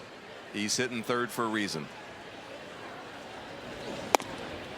Earlier this year, he had a titanic 463-foot home run back in March. I'm sure when Selke hits BP, the opposing pitchers are not going to want to watch that. That is going to be a loud show. Avert your eyes. That's right. I wonder if Virginia thinks about running Whalen here, because Schroeder's arm slot and sweepy slider, you roll over that slider, that's a double play ball, even though Selke's a good runner. See if Kevin McMullen starts the runner. On an 0-2, he doesn't, and Selke strikes out. Schroeder with a monster first out of the 7th. Mons, this slider is going sideways. It almost is behind Selke. And look at where Landwehr catches this. That is in the left-handed batter's box. The pitch is going sideways. It's Tanner Houkian in this park. Man, right-handed hitters are hating this pitch. Henry Ford dribbles one back to Schroeder, who will just go to first for out number 2.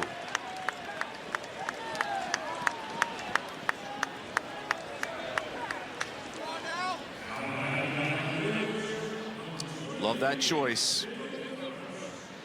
Just take your out, Mons. 7th inning, you are collecting outs. There's 2 of them here in the 7th for Schroeder. Now faces Jacob Ferentz. Said the best year with the bat of anyone for the Cavaliers, but 0 for 3 tonight. Ball 1 up and out to start. The D3 transfer, who had a big fall for Virginia. Brian O'Connor said more home runs this fall than anyone on our team, and it's carried over to the spring. Cut and a miss. Hoosier 0 for 13 with runners aboard tonight. Boy, just seeing this look at BC's pitching staff, if you're a very right-handed lineup, they offer a lot of sliders and different looking sliders. Tough look for righties. It's a parade of them. 2-1. There it is. I mean, that is dugout to dugout, that pitch. I mean, if you're Kevin McMullen, you're telling your hitters, if it's behind you, swing. Yeah. If it looks down the middle, drop your bat immediately. Do not swing at that pitch. It's going to be in the other dugout. 2-1. Ferentz fouls it away. 2-2. So leadoff walk, strikeout, comebacker, and all of a sudden Eric Schroeder is a strike away from getting out of this against the heart of the Virginia lineup. Yeah, if you're the Virginia hitters, you're just trying to hang in there for a mistake from Schroeder. Maybe a slider that backs up a little bit and elevates. 2-2. Ferentz strikes out. I'm Mike Monaco with our entire crew behind the scenes. It's a bunt bid from Cam Carraher and a good one past the mound, but Henry Godbout got it there just not in time. Carraher with a bunt single to start the bottom of the 7th. It is such a smart play. You pull that, you call that a push bunt. Remember, left-handed hit pitchers roll, they fall off the mound to the third base side. It's such a tough play for a second baseman. Godbout does everything he can. Kind of thought he got him. I thought so too.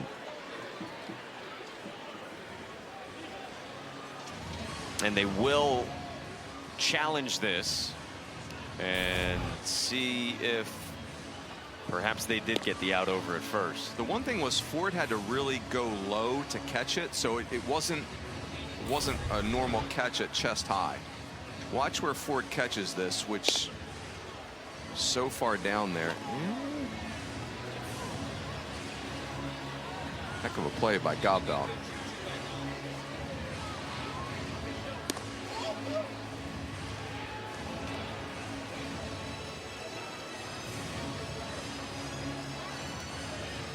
Hard to tell where he's got it. when Caraher's foot comes down. And in these, you know, Tim Rosso, the first base umpire, nobody's got a better look at this than him. Ball and glove there. I think there's enough to say it's an out. Right? Yeah, that is ball and glove. You know, like now you could argue, is his heel already on the base? I mean, it's just. And again, call on the field is safe, so that hangs over all this. Now this combined with the other look. Nothing conclusive there. I don't think so. Feels like we're coming towards another stand. That injury suffered in mid-March during the Wake Forest series. This is Parker Landwehr with a man aboard and nobody out in the bottom of the 7th. I mean, you got Cullen McKay, who had been in the weekend rotation, but right now he's coming out of the bullpen for Virginia. And a boatload of injuries for Drew Dickinson to navigate.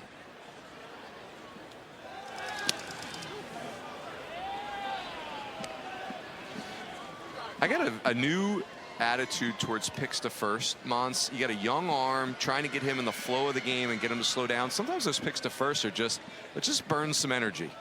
I like it.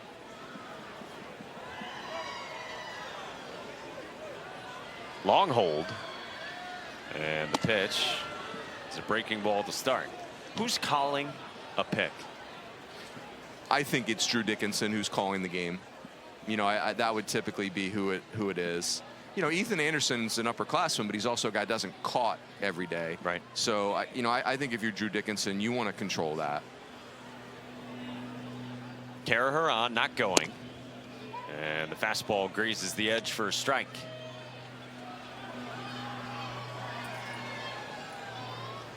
A home run and a single for the BC backstop, Parker Landwehr.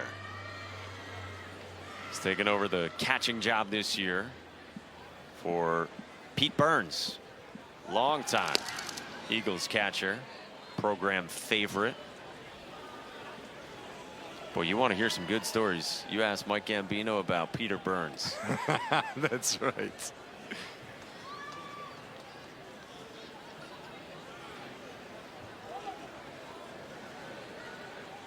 Yeah, feisty it would be. Yeah. Maybe understating Peter Burns' competitive streak. Fearless. Augustine's 1-1. Bounce foul over to the Who's dugout.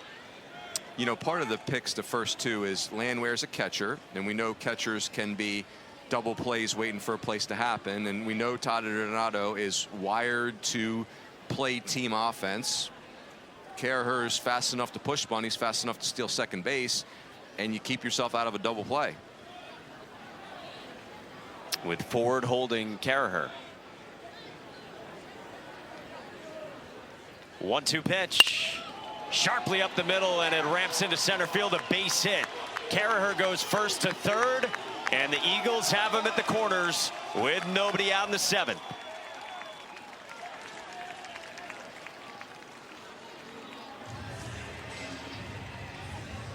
How about Cam Caraher ran right in Bobby Whalen's mug right here. I mean, this ball is scorched, and Cam Caraher, look at this. I mean, he's not the second base yet. Still not. Here we go. I love that. You know, Bobby Whalen made absolutely the right move, throwing that ball to second base. Keep your double play in order, but good on you, Cam Caraher. That McNulty rolled a drag bunt up the line with the third baseman playing back, and it ended up a 2-run bunt single. They're at the corners. He squares, and he bunts it foul. Now, if you're Sam McNulty, can't get ahead of yourself. First rule of bunting, you have to bunt strikes. Cannot bunt balls. Again, Todd Donato says it's just good baseball. When you ask him about the way he manages offensively with stealing bags and dropping down bunts. You know, to me, you're pressuring the worst defender on the field, typically, who is the pitcher. Stephen Schock is angry. Sorry, Steve. 0-1. Pulls back, There you go. and it's a ball and a strike on McNulty. Now, you know, Augustine's a freshman, so you don't want to put too much on his plate, but if you can flip a breaking ball in there, you know, it's a pitch that's a little bit more unique to bunt. Sometimes it's best to keep it simple, but there is the opportunity to play 4D chess right here, Mons, if you like that. Will McNulty go for it? Or will Augustine? It's dropped down, the flip to the plate, the tag, got him! The freshman is up to the task. Pitchers are athletes too. Caraher's out at the dish. Very interesting. Caraher's not coming. You see that hesitation. So it's not a do or die bunt. That's a safety bunt. And for Caraher, who may be safe here, does this hand get in there? That angle, he looks very out. To me, if that's safety squeeze, which it appears to be, so it's not do or die. Right. A bunt right back to the pitcher. I want my runner staying. It's also a reason why I don't love That spot. if it's bunted right back to the pitcher, you got to freeze. See what Linus Baker has to say. Out at the plate. Heck of a job by the freshman Matt Augustine in a pressure-packed spot here in the 7th. Yeah, and you know, if you freeze, you've got second and third, one out. Right now, you've got first and second. So that bunt is right back to the pitcher's mound. Augustine did the right thing. Nice job by Ethan Anderson. It is a tough base running play. Safety squeeze is a very tough base running play. Got to be ready to hit early in the count. You would love to take strikeout out of play if you're Cam Leary. Ball 1 to start out with a left-on-left slider. Leary 0 for 3. 3 strikeouts. Has been their best hitter this year. Todd Interdonato told us I probably hear the most from evaluators at the next level about Leary. 2-0 on him. Big take. Yeah, I mean, it makes sense. Leary's pro body, left-handed hitter, big power, good runner. If he makes more contact, it's, you know, really get to that power. This is such a critical pitch, Mons. Like, if you're Leary, you've got to, it's tricky, right? You've got to be ready to hit, but you can't leave the strike zone. Easy to say, hard to do. It's a guy who's been trying to cut down on the swing and miss in his time in 4 years on the Heights. Has walked more this year and has always worked a ton of walks throughout his career. With the bases loaded and 1 out in the 7th, and the Eagles up 3-0. Leary against Tonis. Didn't expand. 3-0. Great take right there. Nowhere to put Cam Leary.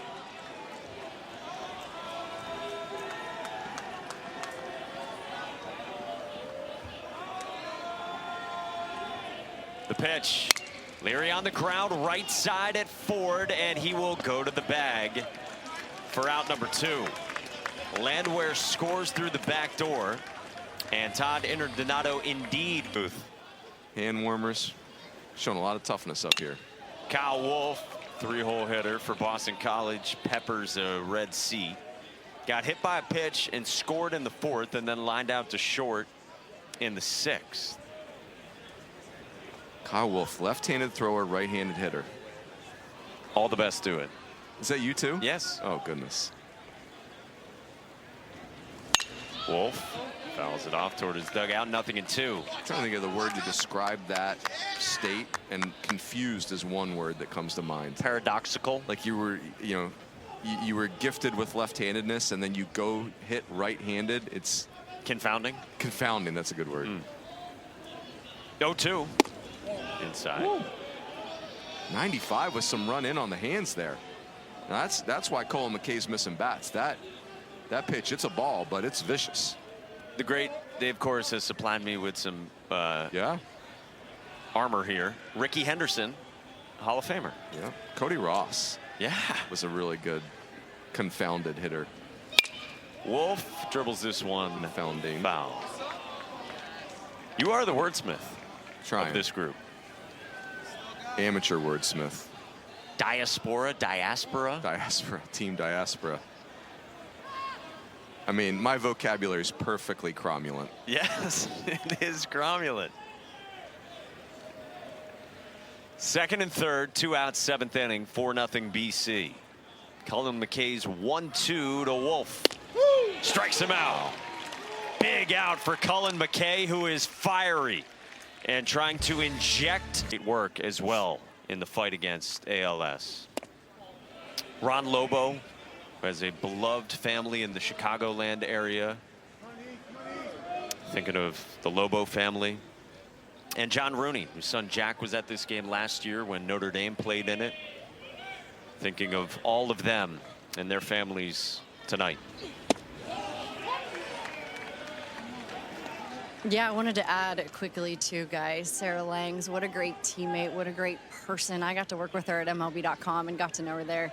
And no matter where we work with her, she's always the smartest person in the room. She knows everything about everyone. And I think my favorite thing about Sarah through everything that she's battling is she always reminds us that baseball is the best, no matter what. And it's my favorite phrase that she uses and that will be in baseball forever. And she continues to raise awareness for ALS as well. I don't know if she's watching tonight, but I'm always thinking about her, and I know you guys are too. Well said, Danny. And she has championed fist bumps for the number 4 ALS. It's a strikeout here from Eric Schroeder, dispatching Ethan Anderson for the first down in the 8th. And all of that goes toward Project ALS, which does great work in researching a cure for this insidious disease. Sarah Langs has been a gift to the game of baseball. Just a gift. Her joy, her knowledge, to Danny's point, just awesome in every way. This is Harrison Didowick. There's a new pitcher on the BC team this year, Holy Cross transfer Tyler Mudd, who is a longtime friend of John West. Last year when John West was pitching in this game, Tyler was here watching it in the stands.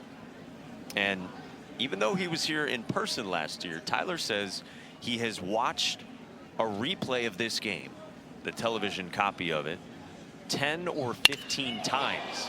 Harrison Didowick launches this one to center. Walsh is back, and that ball's off the wall in the triangle.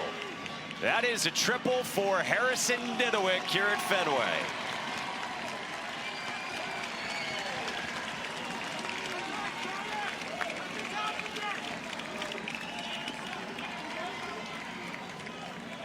Critical for BC.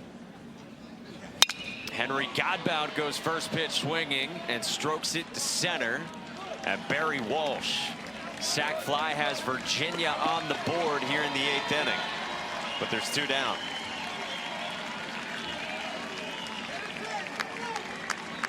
If you're BC, you will take that out and trade that for the run, but Henry Godbout blasted that ball. The sound sounded like Rory McIlroy hitting a driver. That was smoked. Yes. 2 gone, and Luke Hansen. Best hair on the team, assuredly. I'll take your word for it. Not really. Subject matter expert there, Mons. You're not a Smee? No. It's not my arena. What would you say your arena is, other than baseball? I'm pretty good at Notre Dame football trivia. Fantasy football. Yeah, not as good. We lack titles. But passionate. Passionate, yes. That just misses 1 and 2 on Luke Hansen. This BP bullpen tonight, again, if you have a bunch of right-handed hitters, this Boston College bullpen has been troublesome. Yeah, vicious. 2 and 2. It's just a steady stream of breaking balls. Yep.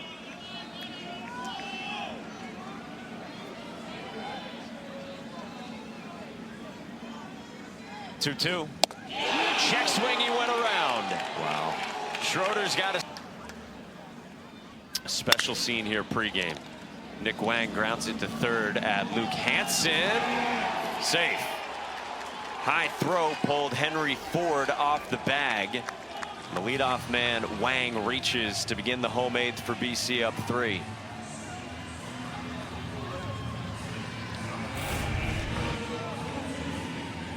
Hansen's got a great arm, and it just sails on him. I wonder if BC will play for a run right here, try to get that, scrap that run back, maybe a sack bunt here. I'm saying yes. Samini. Ooh. Look out. Colin McKay's got an arm now. Yeah, I mean, it's 93 to 95, and the ball is attacking right-handed hitters. The arm side run is big time. That thing exploded. Samini cuts through the breaking ball, and Colin McKay has a bounce in his step right now on the mound. Yeah, it's a mean look out there. He's a scowl, even, if you will.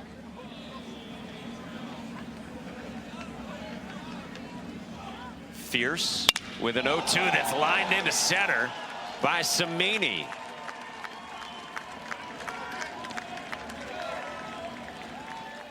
Hey, ground out for the fifth-year senior center fielder who drops one down. McKay pounces, and it pops off the bottom of his glove. They're loaded.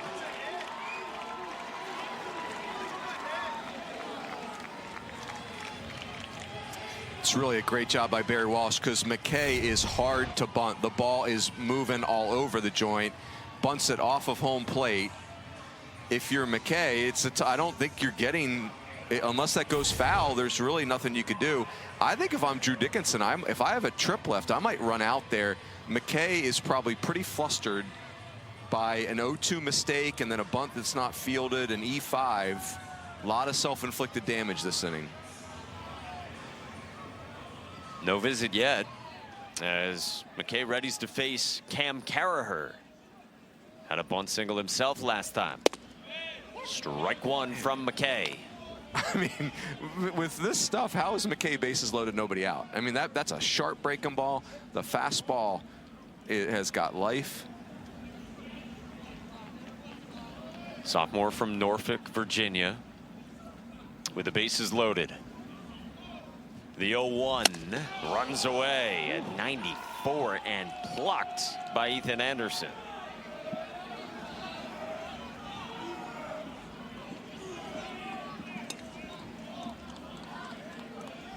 I mean, here's the good news for Colin McKay. Your stuff's good enough to strike out the side and get out of this. You're gonna have to execute a bunch of pitches to do it, but the stuff's good enough. Is 1-1.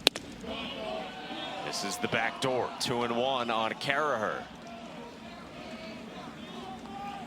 McKay's last 3 outings have all been in relief since he was in the weekend rotation going back to the second weekend of the season. That drifts away. 3-1.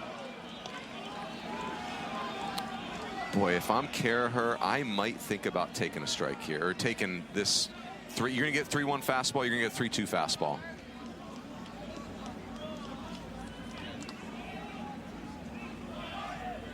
Bases loaded, nobody out. 3-1. Carraher was swinging, and it's a full count.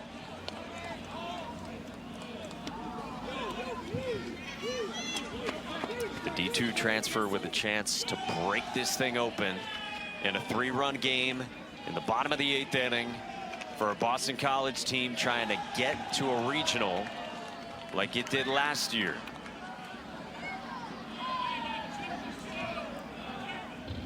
Payoff pitch. Carraher fouls it back, spoiling 93.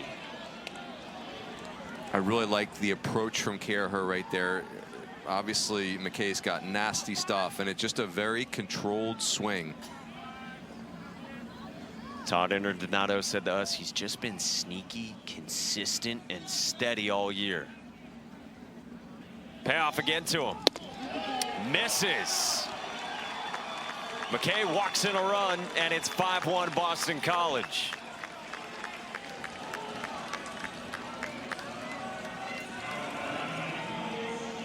I don't know that I disagree with the pitch selection, but that's 3-2 breaking ball to a guy like Caraher, who's not like you're not worried about a double, but the fastball has been erratic. So maybe you just felt like slider was the best chance for a strike. And it missed to Cam Caraher. So now Colin McKay's got to deal with Parker Landwehr, and all he's done tonight is go 3 for 3 with a homer. Grounded into left field, a base hit for Parker Landwehr. Samini scores with Walsh right behind him, and have yourself a night, Parker Landwehr.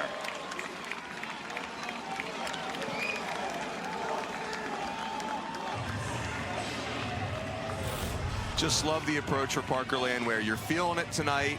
First pitch breaking ball with bases loaded, nobody out. You don't need something perfect. Just get a ball on the field. Even a double play helps you. And still nobody out in the 8th inning.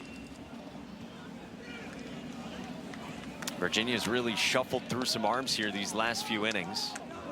Remember, it's already a thin pitching staff just with some of the injuries they've dealt with this year. And this is the opener of the series. Yeah. And, you know, if you're Virginia, you know, 4-1, you feel like very gettable with your offense. But then this inning's just been a mess. Error, 0-2 single, walk.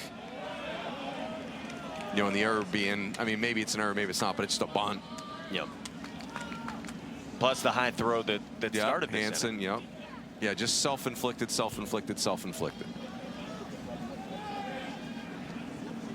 Ball and a strike on a squaring shortstop McNulty. Pulls back and it's high. You know, Colin McKay's kind of, it's one of those arms right now where the stuff is so good, it's hard to throw strikes. The breaking ball's got so much movement, the fastball's got so much life. McNulty drops it down. Anderson takes charge for the first down.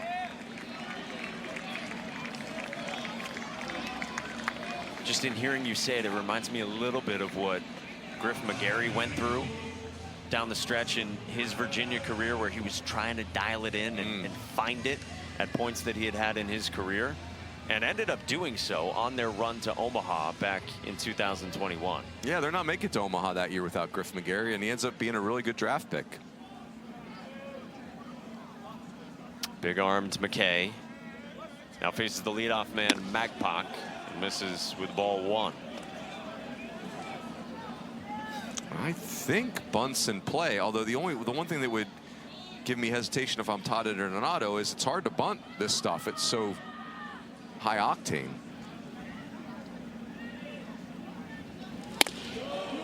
Two 2-0. It is popping Ethan Anderson's mitt.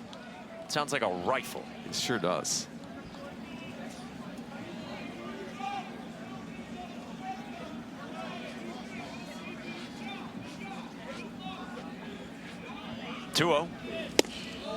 Misses. 3-0 on Adam Magpok, who has walked twice out of the leadoff spot. I would consider green light here because the infield's in. You've got a vulnerable defense. If Magpok gets a ball in play, you like your chances. He takes and walks for a 3rd time. They're loaded again for BC, and still only 1 out here in the 8th inning.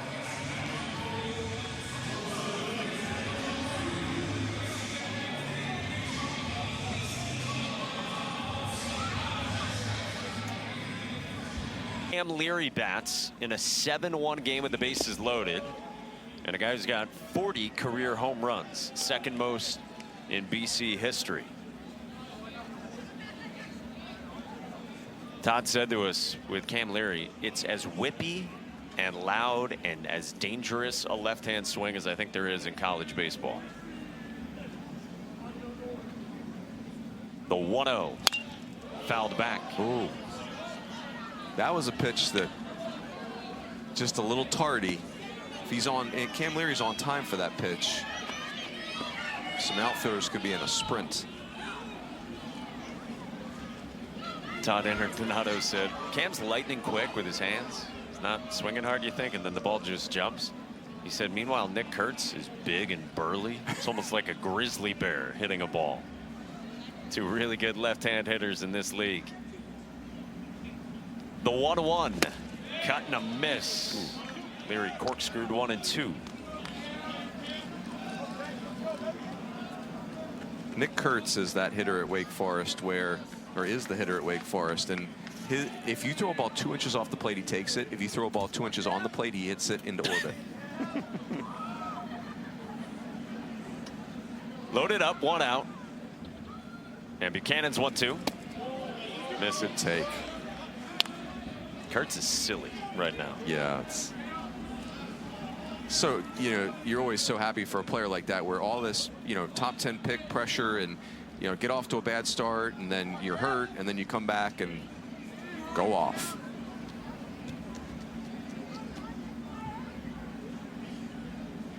Two. Strike 3 called. Buchanan freezes Cam Leary for out number 2. If you're Matt Buchanan, you cannot make a better pitch. This is painted down and away. Even if Leary swings at it, it's minimal. It's a minimal damage pitch. I mean, that's just perfect execution. And what has been an emotional season for Matt Buchanan, whose father passed away at the beginning of the year. Aaron Buchanan. And Matt has carried on courageously this season. Starts with a strike to Kyle Wolf. 3-hole hitter for BC. It was really neat. In late February, Matt got to face off against his brother after the fact. His brother Seth, who's a freshman infielder for VMI, after they so tragically lost their father. And now getting to pitch here at Fenway Park. Think about that and the emotions of a young adult's life. Just punched out BC's best hitter.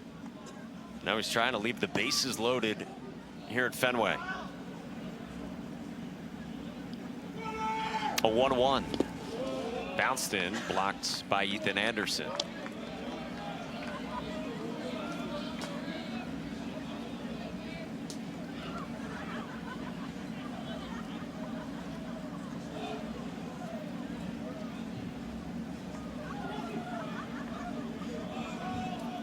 BC has put up 3 runs here in the bottom of the 8th inning. 2-1 is a strike. 2-2. Boy, great pitch. He has dominated that spot to his glove side, so down and away to a lefty, down and in to a right-handed hitter. It's just a pitch the hitters are going to not do much with, and he is dotting that up. They set up inside with a 2-2 that hits Wolf with the bases loaded. Kyle Wolf gets hit by the pitch, scoring Cam Carraher and adding to the lead. You know, it really is a high reward, high risk pitch, because you miss in, you get this, you miss middle, and you get a ball in the gap. So if you're wondering why don't people pitch in more, that's why. It's just 2 of the 3 outcomes are bad.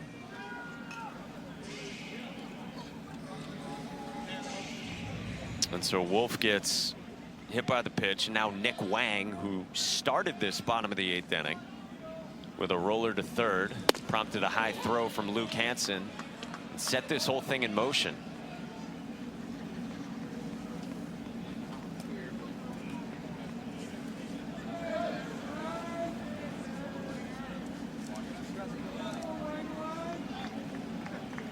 Opener of this series between Virginia and Boston College. By the way, the series will continue over on ACC Network Extra tomorrow, 3 o'clock Eastern Time. Saturday, 1 o'clock Eastern Time.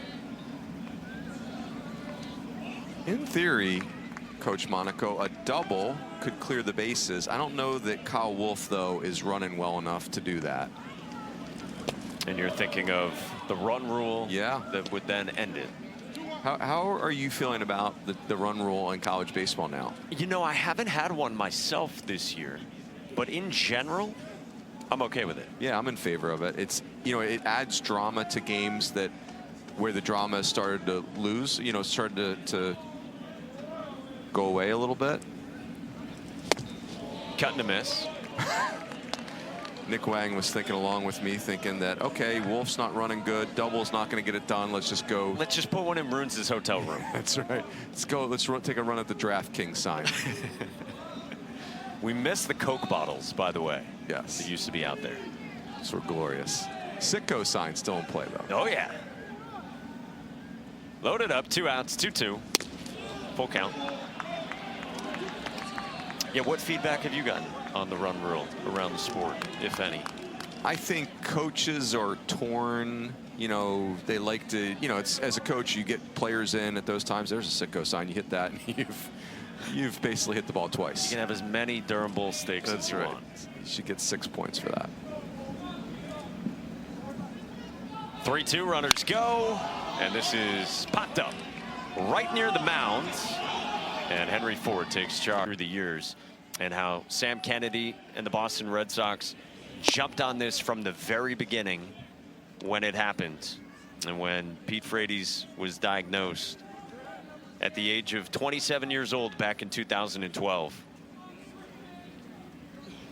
Big thank you to the men and women of our crew behind the scenes, who you don't hear from as well.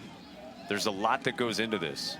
Our producer, Matt Bartley, our director, Ed Curran, and the entire excellent crew behind the scenes, making sure that this happens. And it's a cause that our company, our bosses, the people we are very fortunate to work with, care deeply about as well. 2-1 to Griffo Farrell is a strike. 2-2 from Eric Schroeder.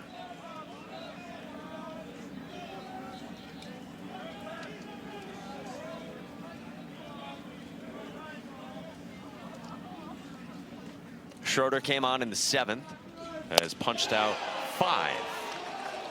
Nasty breaking ball, and there is 1 away. Wow.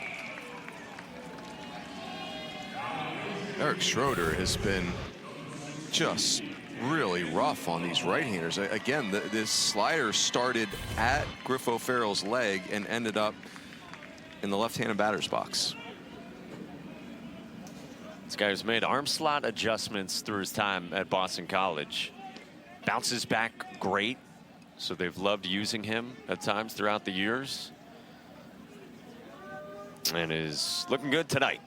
He'll face a pinch hitter here in Anthony Stefan for Virginia.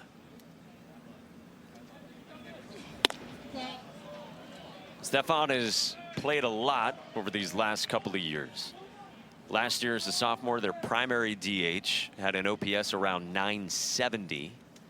Was off to a similar start this year. Has cooled a little bit. And on top of that, Brian O'Connor always says he's got 11 guys who he feels are starting caliber for his lineup. Yeah, I mean, Anthony Stefan's sitting at the top of the order in 95% of Division I lineups. It's just, this is tough to break into this one. Hit hard to first. Kyle Wolf to the bag. And Boston College is 1 out away.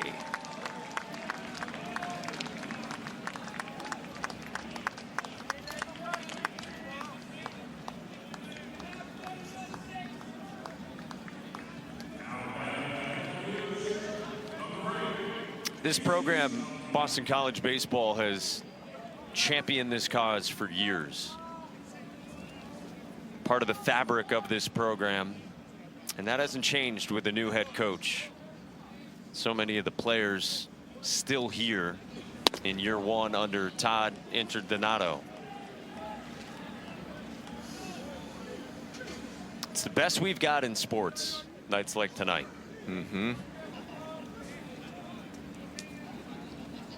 1-0 on Casey Sauke, the last hope for Virginia. I would say this, Mons, BC as a program, they aspire for more, right? They wanted to host last year. They didn't quite get there. They wanted to win Game 3 of that Super Regional in 2016. Didn't quite happen. That's on the field. Off the field, it's as good as it gets, BC baseball. 1-2 on Casey Sauke. A team with regional aspirations this year, and still the chances in front of them to do that. Open 3-game series. Sauke resists, 2-2.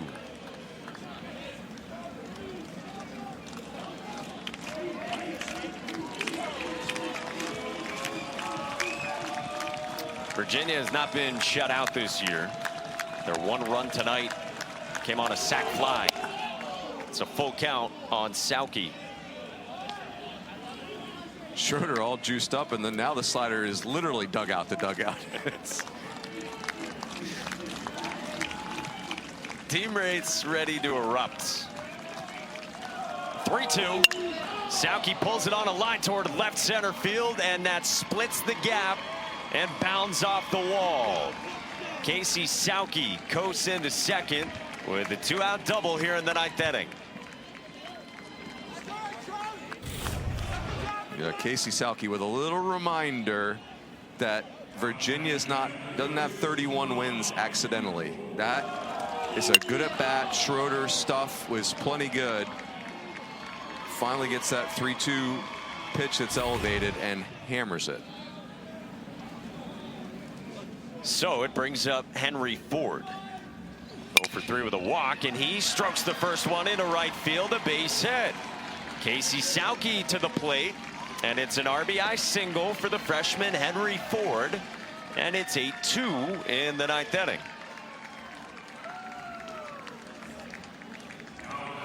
No, if you're Brian O'Connor and you're Kevin McMullen, this has not been Virginia's night to this point, and this game has a lot to it, but it is also part of a 3-game series, a very important 3-game series in ACC play. If you're Brian O'Connor, you love that this offense did not just pack up their tents. Again, a team right around that hosting discussion, as it looks right now, to the prognosticators that be at D1 baseball. There's Jacob Ferentz, 0-for-4 out of the 5 spot. Virginia, after this weekend in ACC play, still has a couple of home series, NC State and Virginia Tech.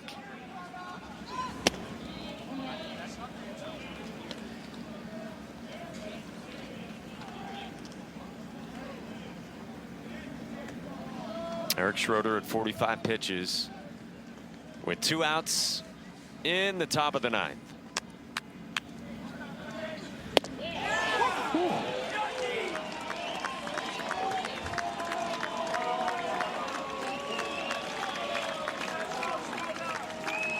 Right on right breaking balls. Feels like all night. Slider-a-thon, and they've been good ones. The 1-2. Line towards center. Barry Walsh has to play it on a hop. Ford advances to second, and that's 3 straight hits for Virginia. He's been hit by a pitch, doubled, and walked.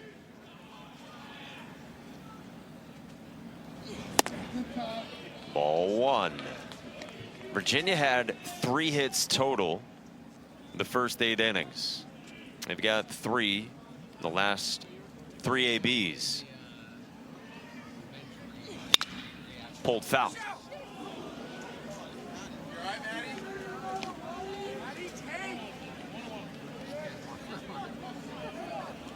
Ethan Anderson last year for Virginia went off at the end of that year. And a loaded lineup with Kyle Teal, first rounder of the Red Sox, mind you. And Geloff. This is bounced to first at Wolf, who snow cones and wins the foot race. Boston College wins the opener against Virginia, 8-2.